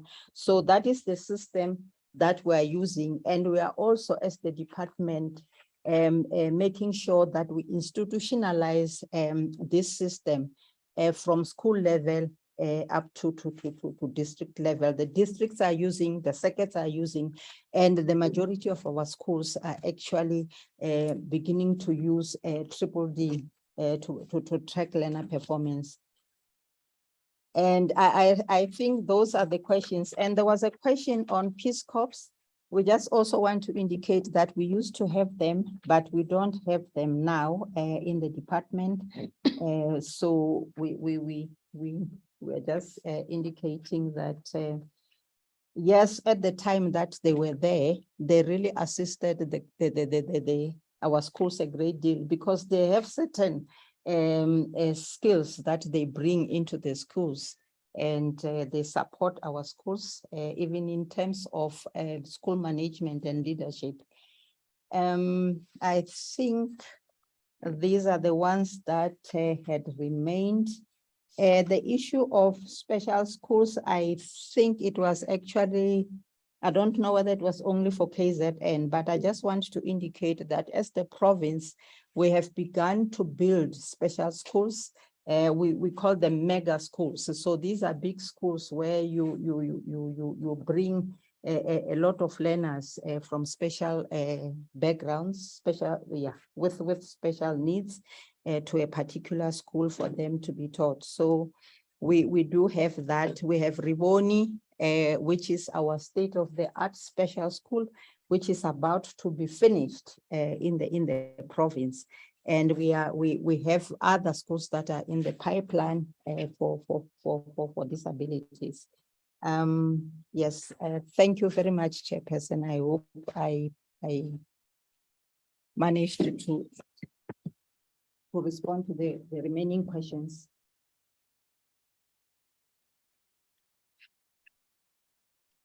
Thank you, Chairperson. It is Mrs. Moyane, HOD for Mpumalanga, and I want to pick up on where the colleagues have ended, but also respond to Mpumalanga specific questions.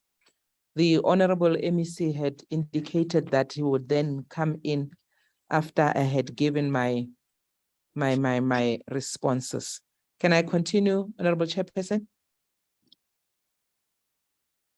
Yes, ma'am.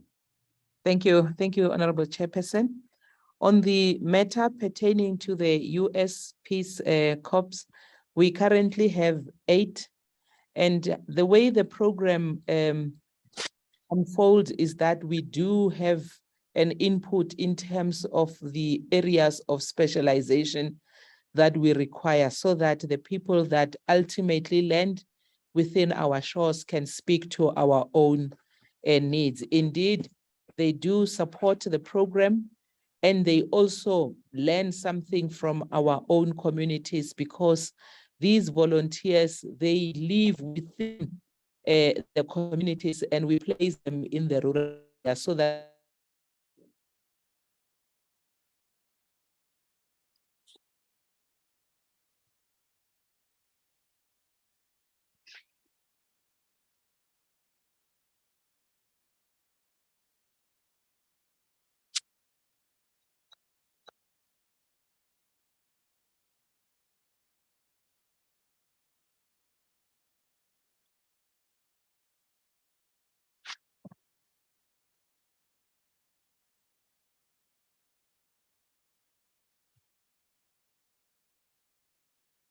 Is it my gadget or yours? I can't hear you. I can't hear a word. Or other members? It's not yours, Chair. All of us.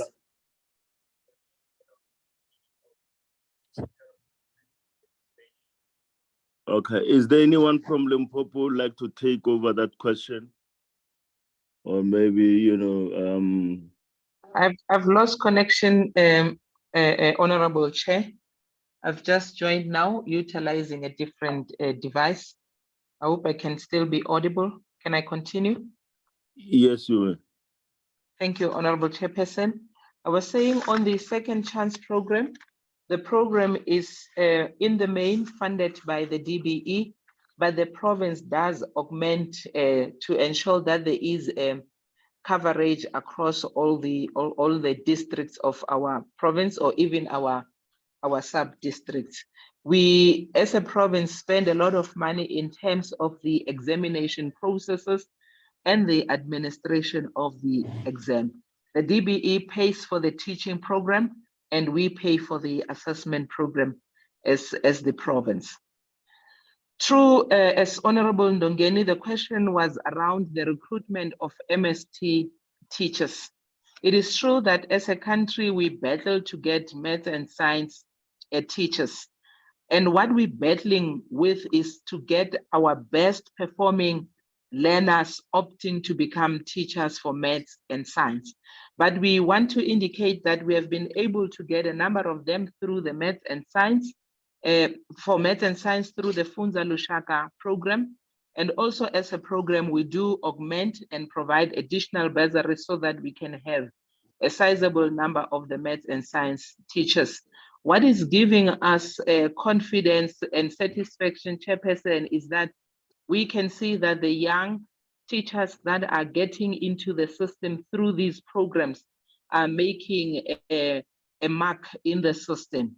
And I'm saying this because when we follow these teachers through the National Teaching Awards, it is these teachers that have come through the Funza Lushaka that are actually getting awards for being the best teachers in mathematics and the best teachers in science. But we still, as a country, need to encourage more young people, particularly our best performing grade 12 learners, to opt for teaching as a subject. On the matter relating to pit latrines, Honorable Chairperson, as a province, we have one school that we have to finalize that is utilizing pit latrines only. But we do have a number of schools that have inadequate sanitation, as HOD Limpopo indicated, the second category, where you have suitable sanitation and you have pit latrines. And they still have pit latrines because the number could be not adequate to cover all the learners, or there could be challenges in terms of vandalism. There could be challenges in terms of sustainability and availability of water. So that is the schools that we are, in terms of our plan, we need to ensure that by end of 2024, all our schools have adequate basic services. So we should have eradicated or provided additional adequate sanitation in those schools so that we can demolish the pit latrines that they are currently utilizing. We need to improve water supply in those schools so that they can use the waterborne toilets that they have and not opt to use pit latrines. But because of the safety and the security around the pit latrines, already as a province, we're embarked on a program of demolishing these pit latrines, as Limpopo has said, that in our primary schools as the first area we're targeting, but we are rolling out a demolition program so that we can demolish and not have those dangerous toilets in our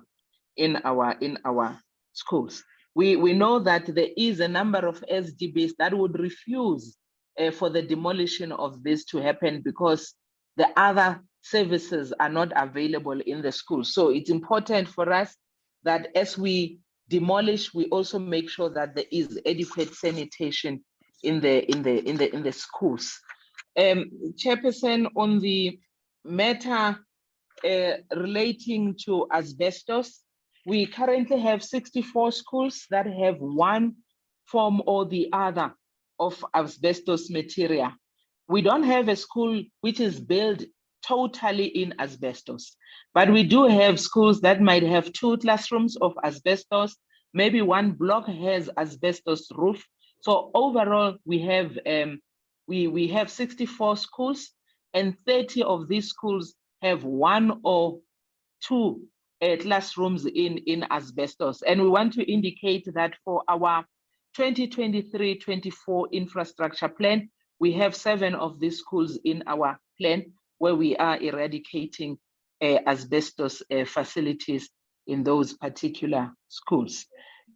In terms of dropout rate in our province, we had done a study assisted by the University of Wits to establish the causes of dropout in the province. And our intervention in this area is informed by this study that was done by Wits University in our province. We are not aware of grade 1s dropping out, but we're tracking the learners as they move from the lower grades to the upper grades. From where we're sitting, Chairperson, as I said earlier on, that we are targeting to have a throughput rate of 75% because we have 72 currently. We see our interventions working. We're not seeing dropouts increasing, but we're seeing the dropout rate declining.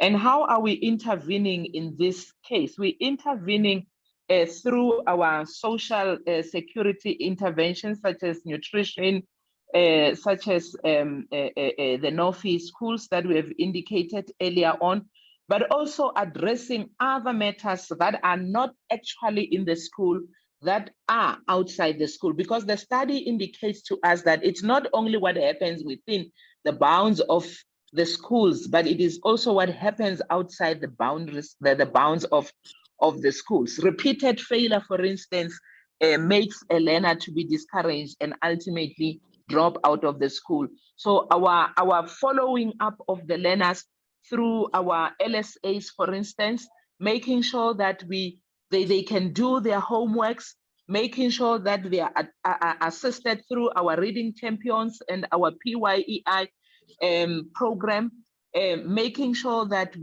they are supported if they are child-headed families. So all those together, they assist us to deal with issues of dropout rates and make sure that the learners are not falling away from our own hands.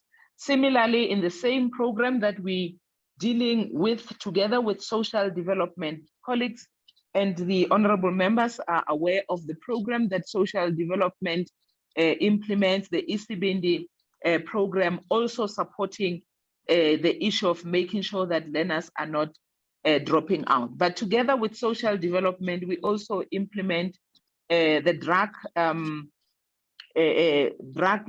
programs or drug abuse programs.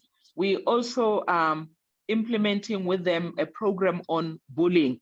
There is a program that we're implementing as a sector that is led by the Deputy Minister, but within the program, we also work with our other stakeholders, in particular social development, to conscientize our learners on the seeds or the implications of bullying in a school. And in areas where we do have cases that are confirmed, there is counseling both for the perpetrator and for the victim. And in areas where it is really required that the perpetrator is moved or the victim is moved from one school to the other, we do that. There was a question on teenage pregnancy.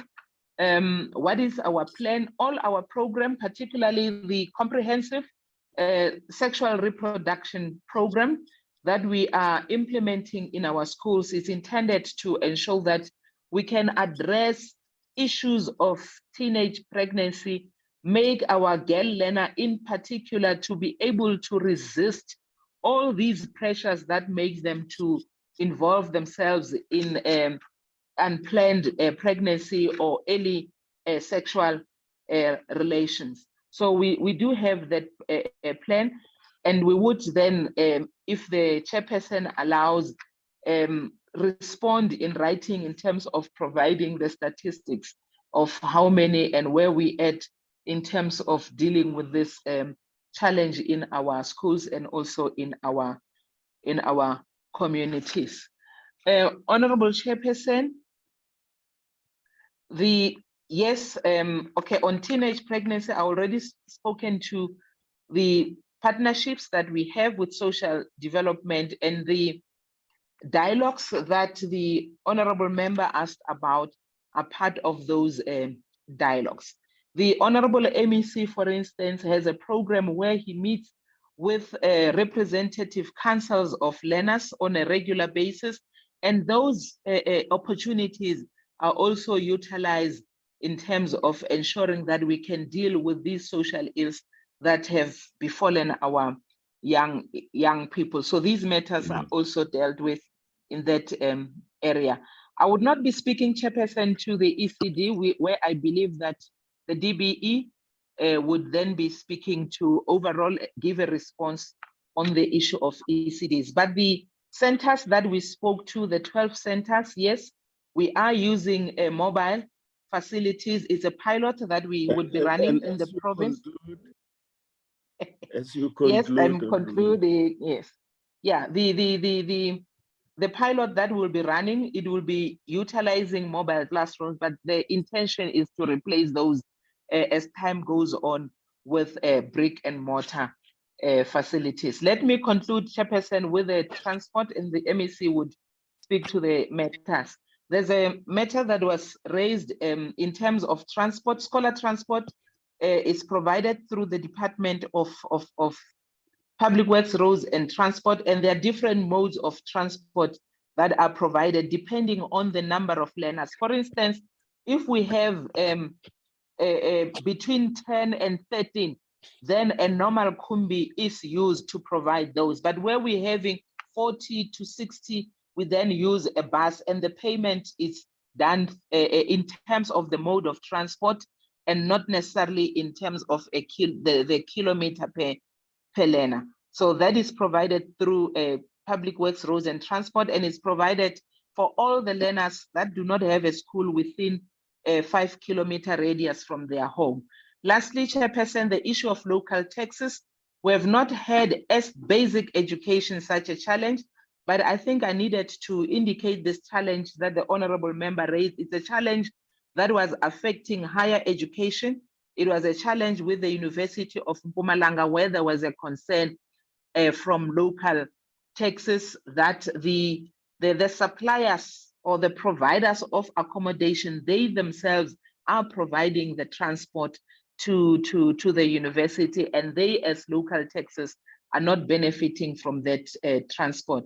But this matter was handled through the Department of Roads and Transport. And as we speak, the matter has been resolved, or there has not been any challenge or concern raised or any protests in terms of that particular area. Yeah, the last one, Chairperson, we're not providing protective clothing to ECD practitioners, but we're providing to officials or practitioners in the special care centers. The special care centers are the centers that are linked to learners with severe to profound intellectual disabilities. So that's where we're providing protective clothing, and it's an annual provision that we are providing. Thank you, Chairperson. Honourable members, this is proof that 1 hour per province is not enough. There is quite a lot to engage with. And moreover, we will also, us as members, we also get the complaints that are, written by people complaining about one thing or the other, including even people who are qualified mathematics teachers from Fundarishaga, who cannot get placement in any school. I know of one person who's working in a factory in Johannesburg, in a plastic factory, because he could not get any posting. The person has a degree in maths and statistics from University of Limpopo and decided to go on a Fundarishaga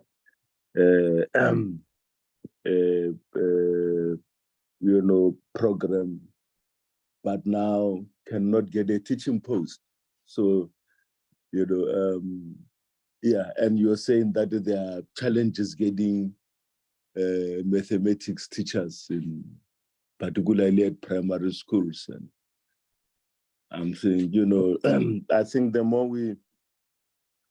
I think we need to improve on the way we communicate and interact with the departments. With this words, Noltando.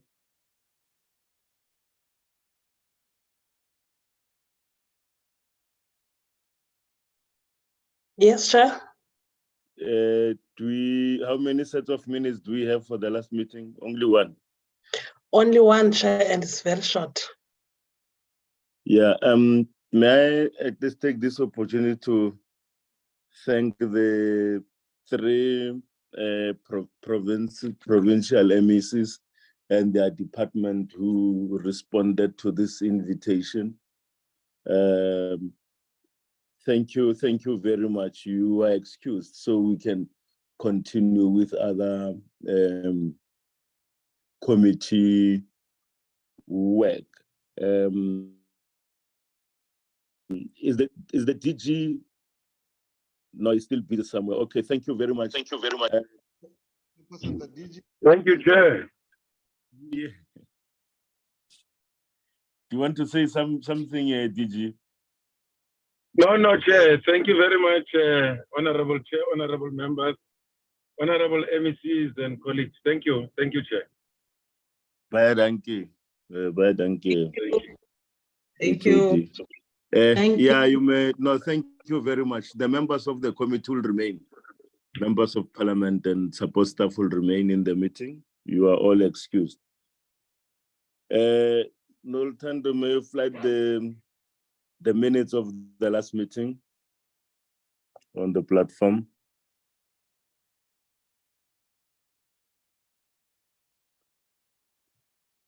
Oh, see you in a way.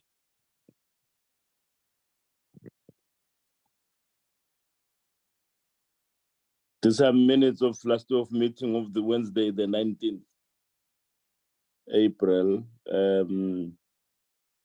Any comment?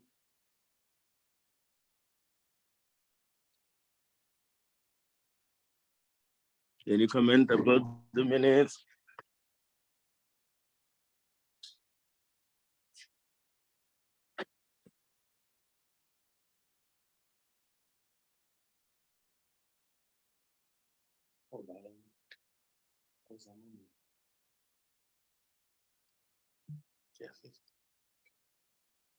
Yeah, that's the last page. Any comments, any corrections? None. If there's none, can we get a mover for adoption of the minutes? Nkosi moves for the adoption, Chair. Nkosi moves. Thank Honorable Nkosi. Any seconder?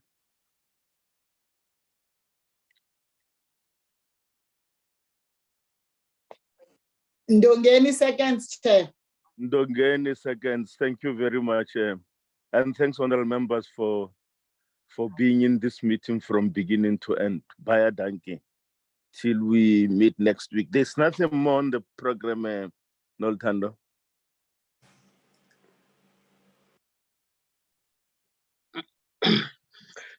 Sorry, Chair.